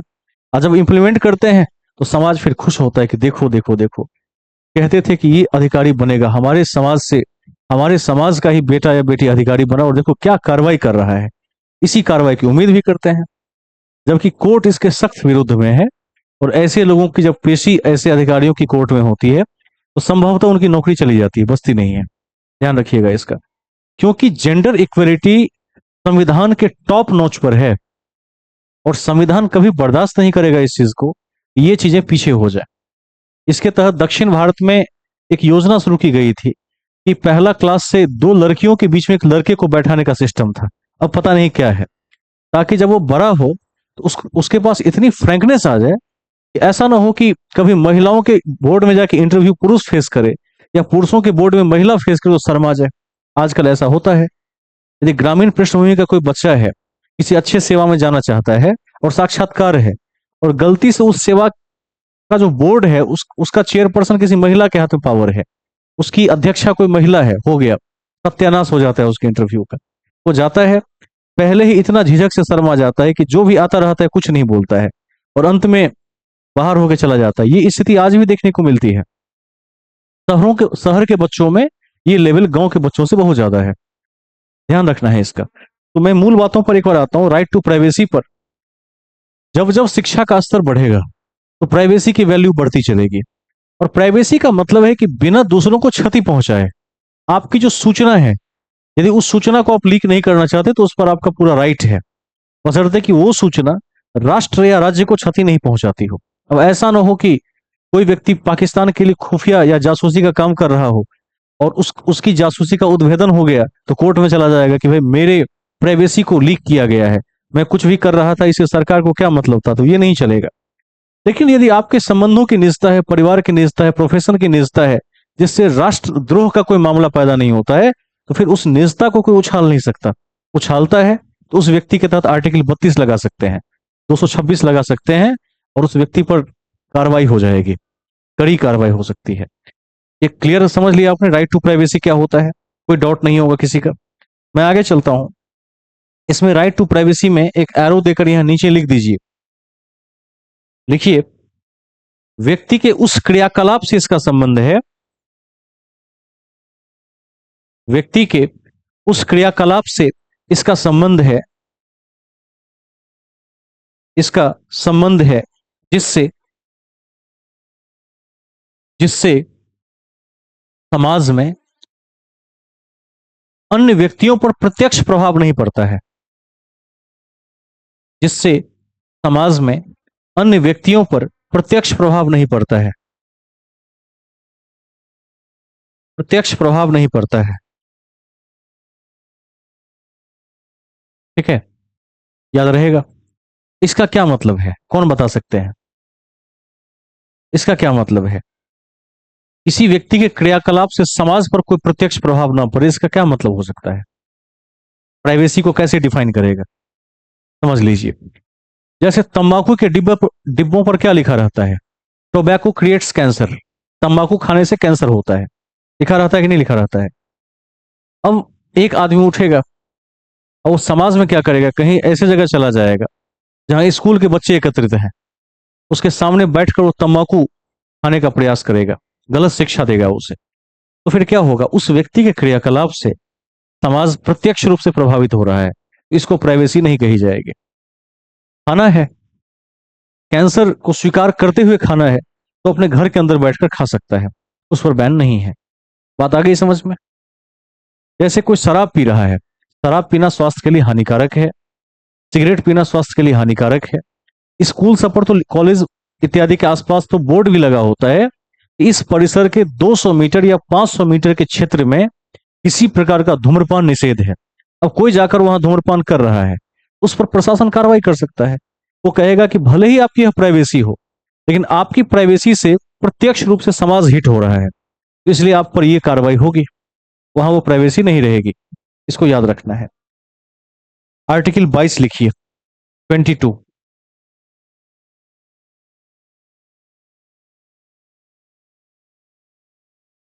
इसमें लिखिए 22 में, मनमानी गिरफ्तारी, मनमानी गिरफ्तारी एवं एवं निवारक निवारक नजरबंदी, नजरबंदी से संरक्षण, निवारक नजरबंदी से संरक्षण। इसका क्या मतलब है? दो शब्द आ गए, एक तो मनमानी गिरफ्तारी और दूसरा प्रिवेंटिव शब्द आ गया है इसमें, कि निवारक नजरबंदी। ये क्या होता है? तो मनमानी गिरफ्तारी उसे कहते हैं जब पुलिस किसी को जबरदस्ती उठा ले, हाजत में बंद कर दे। मान लीजिए पुलिस ने किसी को गिरफ्तार कर ही लिया, उसको 24 घंटे के अंदर में हैबस कॉर्पस के तहत उसको कोर्ट में पेश करना पड़ेगा। ऐसा नहीं करने पर उस पुलिस पदाधिकारी के विरुद्ध कार्रवाई हो जाएगी। एक बात है। दूसरी बात क्या है? कई बार ऐसा होता है कि समाज में कुछ ऐसे असामाजिक तत्व होते हैं जिन पर पुलिस की दृष्टि होती है, प्रशासन की दृष्टि होती है। पुलिस को ऐसा लगता है कि अमुक घटना स्थल पर यह व्यक्ति कोई क्राइम कर सकता है, इसकी प्रबल संभावना है। तो ऐसे केसेस में बिना किसी नोटिस, सूचना या वारंट के पुलिस ऐसे व्यक्ति को जब गिरफ्तार करती है तो उसको कहते हैं निवारक नजरबंदी। मान लीजिए कहीं चीफ मिनिस्टर का प्रोग्राम है, मुख्यमंत्री आने वाले हैं, और उस इलाके में एक ऐसा गुंडा है जो कुख्यात है, उसके नाम पर 20-30 केस दर्ज हैं, और इस बात की पूरी प्रबल संभावना है, सुराग मिल चुका है, वो सीएम पर गोली चला सकता है।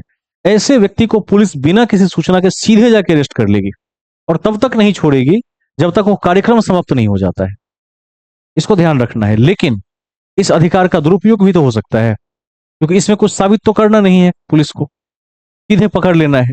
तो इस अधिकार के दुरुपयोग को रोकने के लिए कोर्ट ने एक प्रोविजन रखा है कि यदि किसी को आप इसके तहत गिरफ्तार करते हैं तो भी आपको कोर्ट में साबित करना पड़ेगा कि वो आदमी अपराधी है कि नहीं है। नहीं तो क्या होगा, किसी को भी उठा लिया जाएगा, किसी को भी बंद कर दिया जाएगा। तो एक क्लॉज इसमें जुड़ा हुआ है कि पुलिस तत्काल अरेस्ट तो कर सकती है, लेकिन बाद में पुलिस को इस बात का जवाब कोर्ट में देना पड़ेगा कि पुलिस ने किस बिहाफ पर अरेस्ट किया था। जज ही फैसला करेंगे कि यह सही था कि नहीं था। पुलिस के पास न्यायिक फैसला का कोई अधिकार नहीं है। आगे चलते हैं, लिख दीजिए नेक्स्ट पॉइंट में, मनमानी गिरफ्तारी पर रोक है। मनमानी गिरफ्तारी पर रोक है और 24 घंटे के भीतर मैजिस्ट्रेट के सामने अपराधी को पेश करना है। मनमानी गिरफ्तारी पर रोक है और 24 घंटे के भीतर अपराधी को मैजिस्ट्रेट के समक्ष पेश किया जाता है। अपराधी को मैजिस्ट्रेट के समक्ष पेश किया जाता है, पेश किया जाता है। ठीक है, मतलब किसी मामले में पकड़ कर लाए हैं, चाहे पहले वाले मामले में या दूसरे वाले मामले में, पुलिस के पास 24 घंटा से अधिक पकड़ कर रखने की शक्ति अपराधी को नहीं है। कोर्ट में लाना पड़ेगा, कोर्ट तय करेगी कि इसको आगे भी जेल में रखना है या छोड़ देना है। नेक्स्ट, आगे चलते हैं अगले बिंदु पर। यह अधिकार दो प्रकार के व्यक्तियों को नहीं दिए जाते हैं या प्राप्त नहीं है।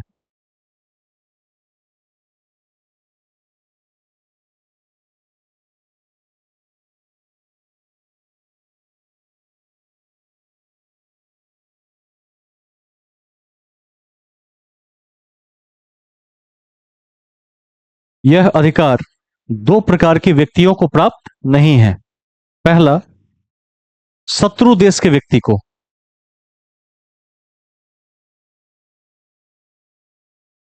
शत्रु देश के व्यक्ति को। और दूसरा, निवारक नजरबंदी। निवारक नजरबंदी।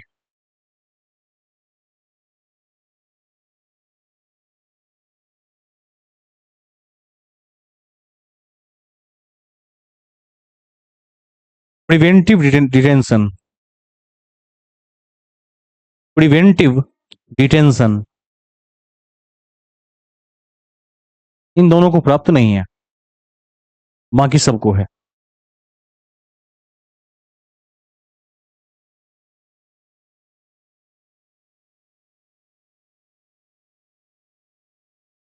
नेक्स्ट में चलेंगे, देखिए हेडिंग में, शोषण के विरुद्ध अधिकार। शोषण के विरुद्ध अधिकार, आर्टिकल 23 से 24। आर्टिकल 23 से 24।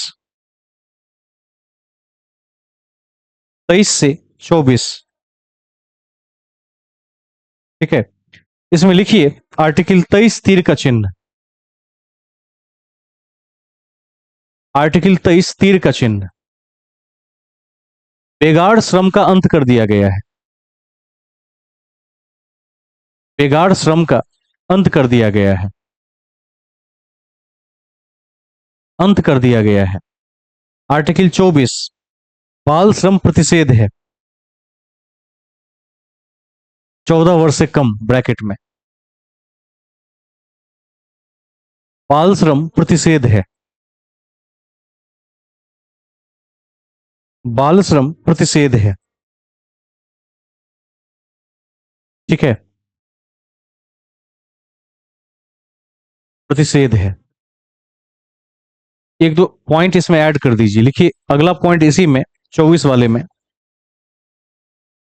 लिखिए, बाल श्रम अधिनियम 1986 और 2016 में लाए गए। बाल श्रम अधिनियम 1986 और 2016 में लाए गए। 2016 में लाए गए। ठीक है। नेक्स्ट लिखिए हेडिंग में, धार्मिक स्वतंत्रता का अधिकार 25 से 28। केवल 32 तक देखना है हमें आज। धार्मिक स्वतंत्रता का अधिकार 25 से 28। 25 से 28। नीचे लिखिए आर्टिकल 25, किसी भी धर्म को अबाध रूप से मानने की आजादी।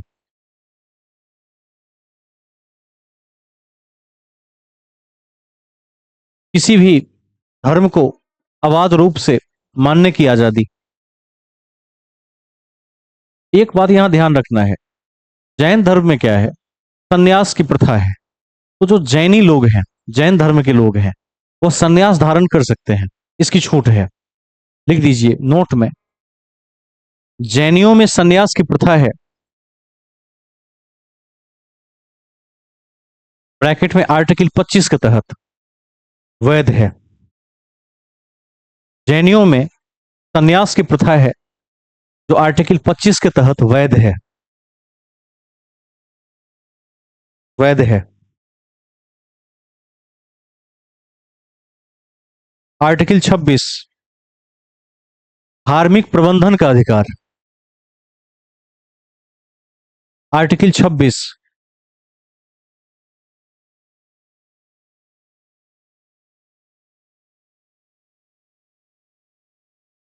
धार्मिक प्रबंधन का अधिकार। आर्टिकल 27, धर्म पर कोई टैक्स नहीं लगेगा।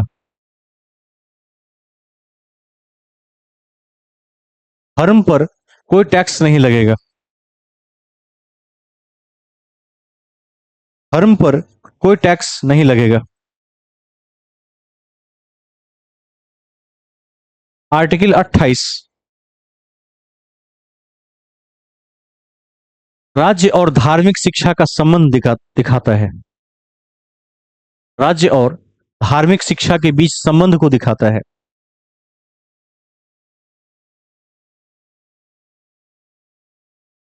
संबंध को दिखाता है। शॉर्ट में लिखते हुए चलेंगे और याद कर लेंगे इसको। अब दो और अधिकार बच गया, अल्पसंख्यक और 32 बच गया। 31 है ही नहीं, 31 लिखवा चुके हैं। देखिए हेडिंग में, अल्पसंख्यकों के शिक्षा और संस्कृति का अधिकार। अल्पसंख्यकों के शिक्षा और संस्कृति का अधिकार। शिक्षा और संस्कृति का अधिकार। अनुच्छेद 29 से 30।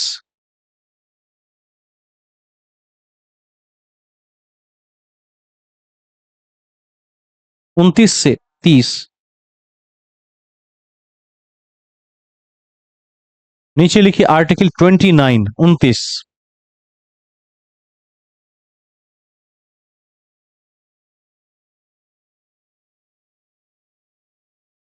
इसमें लिखिए, अल्पसंख्यकों को अपने शिक्षा, लिपि और संस्कृति को, शिक्षा को काट दीजिए, अल्पसंख्यकों को अपनी लिपि और संस्कृति को बनाए रखने का अधिकार है।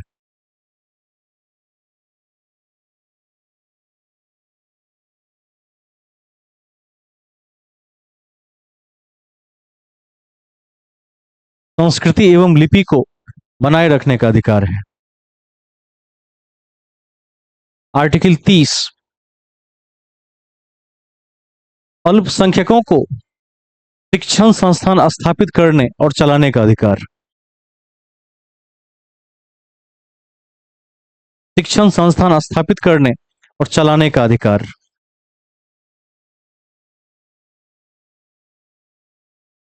अब यहां एक बात जो बहुत महत्वपूर्ण है वो जानना चाहिए, जब भारत का मूल संविधान लिखा गया था तो उसमें अल्पसंख्यक वर्ड को परिभाषित नहीं किया गया था।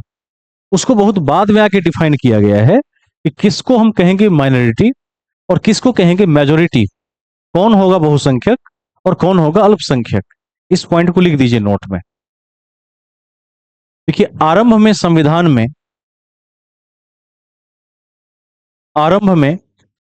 में अल्पसंख्यक शब्द को परिभाषित नहीं किया गया है, नहीं किया गया था।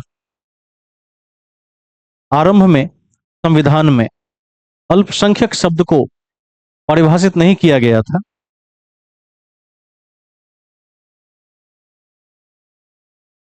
नहीं किया गया था। लेकिन राष्ट्रीय अल्पसंख्यक आयोग 1992, राष्ट्रीय अल्पसंख्यक आयोग 1992 के माध्यम से के माध्यम से अल्पसंख्यकों की पहचान की गई।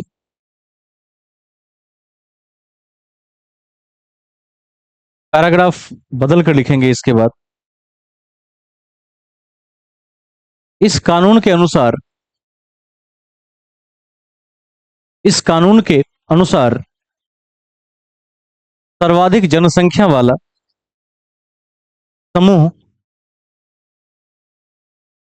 इस कानून के अनुसार सर्वाधिक जनसंख्या वाला समूह सदैव बहुसंख्यक होगा। सदैव बहुसंख्यक होगा। बहुसंख्यक होगा। एवं एवं शेष समूहों में से शेष समूहों में से शेष समूहों में से केंद्रीय मंत्रिपरिषद की सलाह पर शेष समूहों में से केंद्रीय मंत्रिपरिषद की सलाह पर राष्ट्रपति अल्पसंख्यक का निर्धारण करेगा।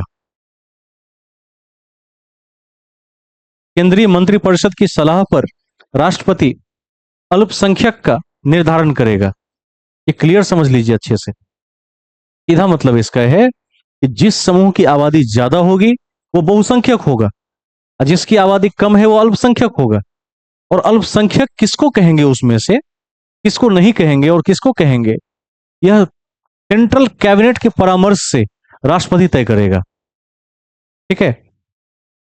अब ये रिपोर्ट चूंकि 1992 में गठित हुआ था, 93 में इसका रिपोर्ट आया था इस कमीशन का। इस कमीशन ने 1993 में कुछ वर्गों को इसमें रखा भी। पैराग्राफ बदल कर लिखिए। देखिए, 1993 में इस आयोग के रिपोर्ट के आधार पर 1993 में इस आयोग के रिपोर्ट के आधार पर इस आयोग के रिपोर्ट के आधार पर 5 धर्म के लोगों को अल्पसंख्यक घोषित किया गया।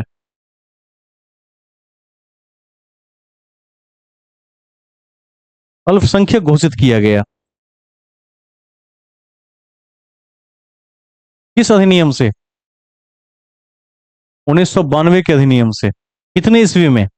1993 में 5 धर्म के लोगों को अल्पसंख्यक घोषित किया गया। और कौन कौन आ सकता है? मुस्लिम,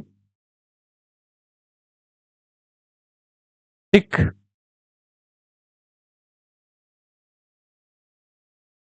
ईसाई,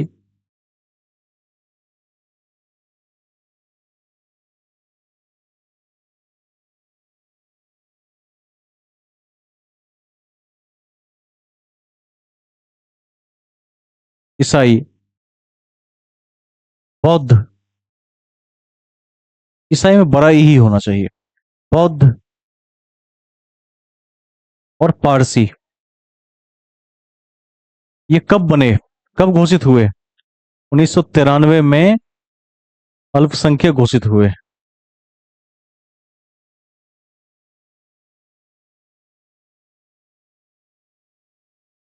किस अधिनियम से? 1992 के अधिनियम से। ठीक है। अब एक बात और याद रखना है, 2014 में इसमें जैन को ऐड कर दिया गया। लिख दीजिए, 2014 में इसमें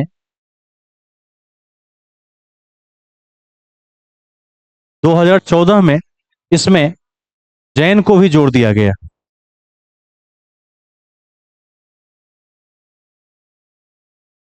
जैन को भी जोड़ दिया गया। 5 मिनट की क्लास और ले लेते हैं, कैसा रहेगा? ठीक रहेगा, समाप्त हो जाएगा। लास्ट है 32।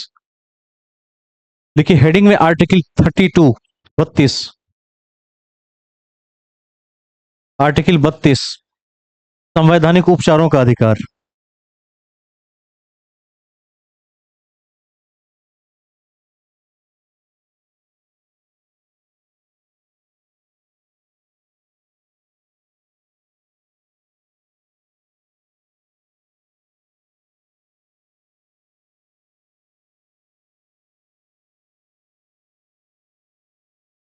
नाम ही है उपचार, ट्रीटमेंट। मतलब कोई गड़बड़ी दिखे 32 का प्रयोग करें और इलाज पाइए, इसका यही मतलब है। अंबेडकर ने इस आर्टिकल को संविधान की आत्मा कही थी, जबकि संविधान की वास्तविक आत्मा प्रस्तावना को मानी जाती है। इसको लिख दीजिए, डॉक्टर बी आर अंबेडकर ने अनुच्छेद 32 को संविधान का आत्मा कहा। डॉक्टर बी आर अंबेडकर ने आर्टिकल 32 को संविधान का आत्मा कहा।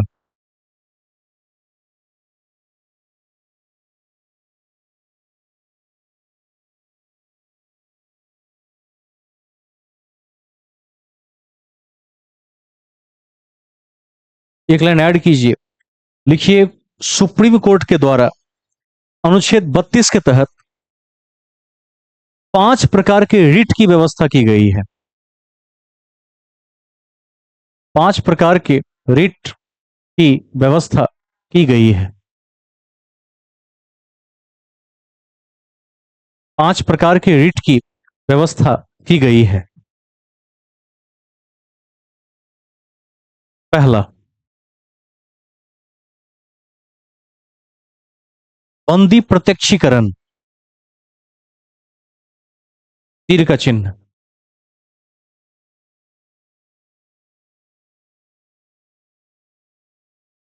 बंदी प्रत्यक्षीकरण, हैबस कॉर्पस।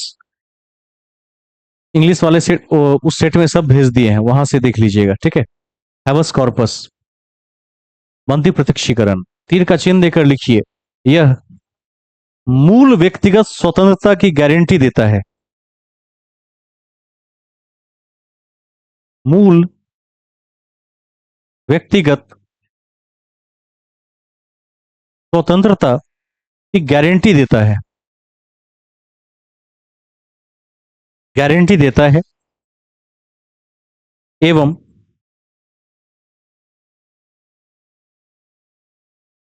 एवं पब्लिक ऑफिस और निजी ऑफिस, पब्लिक ऑफिस और निजी ऑफिस दोनों के विरुद्ध जारी किया जा सकता है। पब्लिक ऑफिस और निजी ऑफिस दोनों के विरुद्ध जारी किया जा सकता है।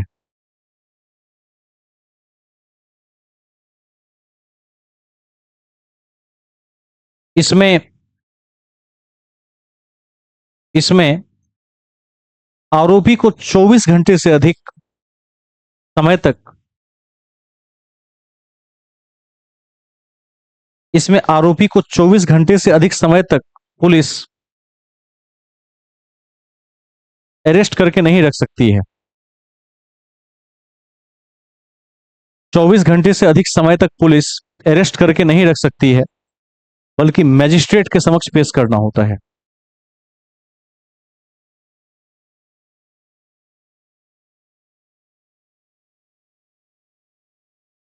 ठीक है, ये सबको याद भी हो गया होगा।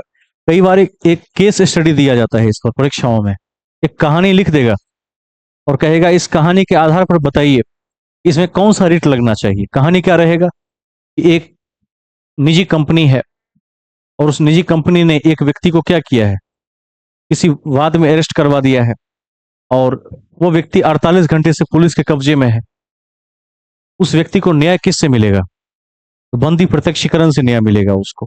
तो भाई 24 घंटा का ही रूल है, तो 48 घंटे से पुलिस के हाथ में क्यों है वो, कोर्ट में क्यों नहीं है? ऐसे केसेस से संबंधित केस स्टडीज बेस्ड क्वेश्चंस परीक्षाओं में आते हैं। दूसरा लिखिए परमादेश। परमादेश, मैंडमस। मैंडमस यह पब्लिक ऑफिसर के खिलाफ जारी किया जाता है। यह पब्लिक ऑफिसर के खिलाफ जारी किया जाता है जब जब वह अपना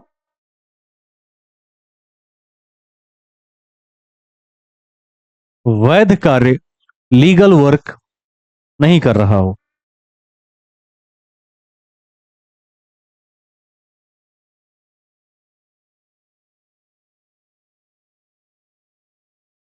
ठीक है। तीसरा, इसका मतलब है कि यदि कोई सरकारी ऑफिसर अपने पद पर बनकर भी काम ठीक से नहीं कर रहा है, जैसे एक जिला का मजिस्ट्रेट या एक विभाग का डायरेक्टर सही से काम नहीं कर रहा है, तो कोर्ट उससे पूछ सकती है और उसको काम करने का प्रेशर बना सकती है उस पर। आपकी यह जिम्मेदारी है और यह आपको करना ही है। नहीं करेंगे, सस्पेंशन मिलेगा, उससे भी खराब स्थिति में टर्मिनेशन मिल जाएगा। ये पावर कोर्ट के पास है। नेक्स्ट, अधिकार परीक्षा, क्यो वारंटो। इंग्लिश जिनको दिक्कत हो पीडीएफ से लिख लीजिए। क्यो वारंटो, QUO-WARRANTO। क्यो वारंटो, अधिकार परीक्षा। यानी कोर्ट किसी से पूछ सकती है कि आप जिस पद पर बने हैं, उस पद पर आप किस अधिकार के तहत बने हुए हैं, वो राइट पूछ सकती है। लिख दीजिए इसमें। इसके द्वारा न्यायालय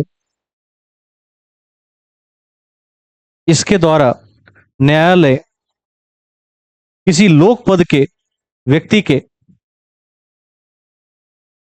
लोक पद लोक पद मतलब पब्लिक पोस्ट, जैसे डिप्टी कलेक्टर, डायरेक्टर, सचिव। इसके द्वारा न्यायालय किसी लोक पद के व्यक्ति के दावे की दावे की वैधता की जांच कर सकती है। किसी भी पद का, कोई भी सरकारी पद हो, दावे की जांच कर सकती है।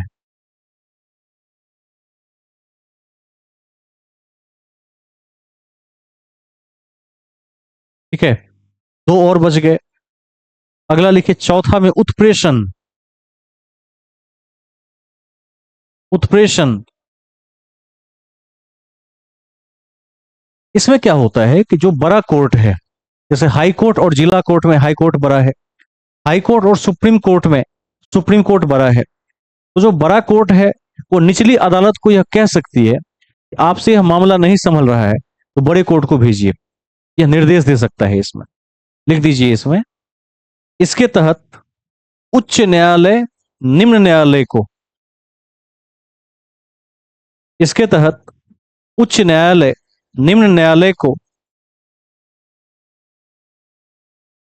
न्यायालय को आदेश जारी कर सकता है। आदेश जारी कर सकता है और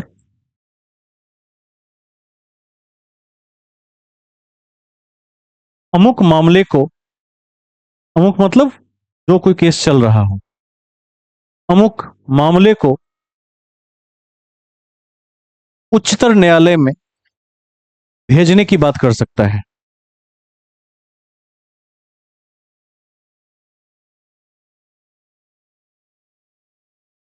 ठीक है। लास्ट लिखिए प्रतिषेध, प्रोहिबिशन। प्रतिषेध माने मना ही करना। जैसे जो बड़ा कोर्ट रहेगा वो छोटे कोर्ट को किसी भी काम को करने से रोक सकता है कि ये काम मत कीजिए, मना ही कर सकता है। लिख दीजिए इसमें। उच्च न्यायालय, हायर कोर्ट लोअर कोर्ट को, उच्च न्यायालय निम्न न्यायालय को कार्यवाही शुरू करने से पहले, कार्यवाही शुरू करने से पहले या कार्यवाही शुरू करने के बाद, कार्यवाही शुरू करने से पहले या कार्यवाही शुरू करने के बाद रिट जारी कर सकता है, रिट जारी कर सकता है, कर सकता है। मूल अधिकार समाप्त हो गया। अगले क्लास में हम पढ़ेंगे राज्य की नीति निर्देशक तत्व, जो अत्यंत महत्वपूर्ण है। और नीति निर्देशक तत्वों तक से काफी क्वेश्चन आते हैं, 6 क्वेश्चन तक आ जाते हैं यहां से। इसके बाद पूरे संविधान से 4 क्वेश्चन आते हैं, उसको आगे पढ़ते रहेंगे। इन्हीं शब्दों के साथ कक्षा की समाप्ति की मैं घोषणा करता हूं। सभी को शुभ रात्रि, धन्यवाद।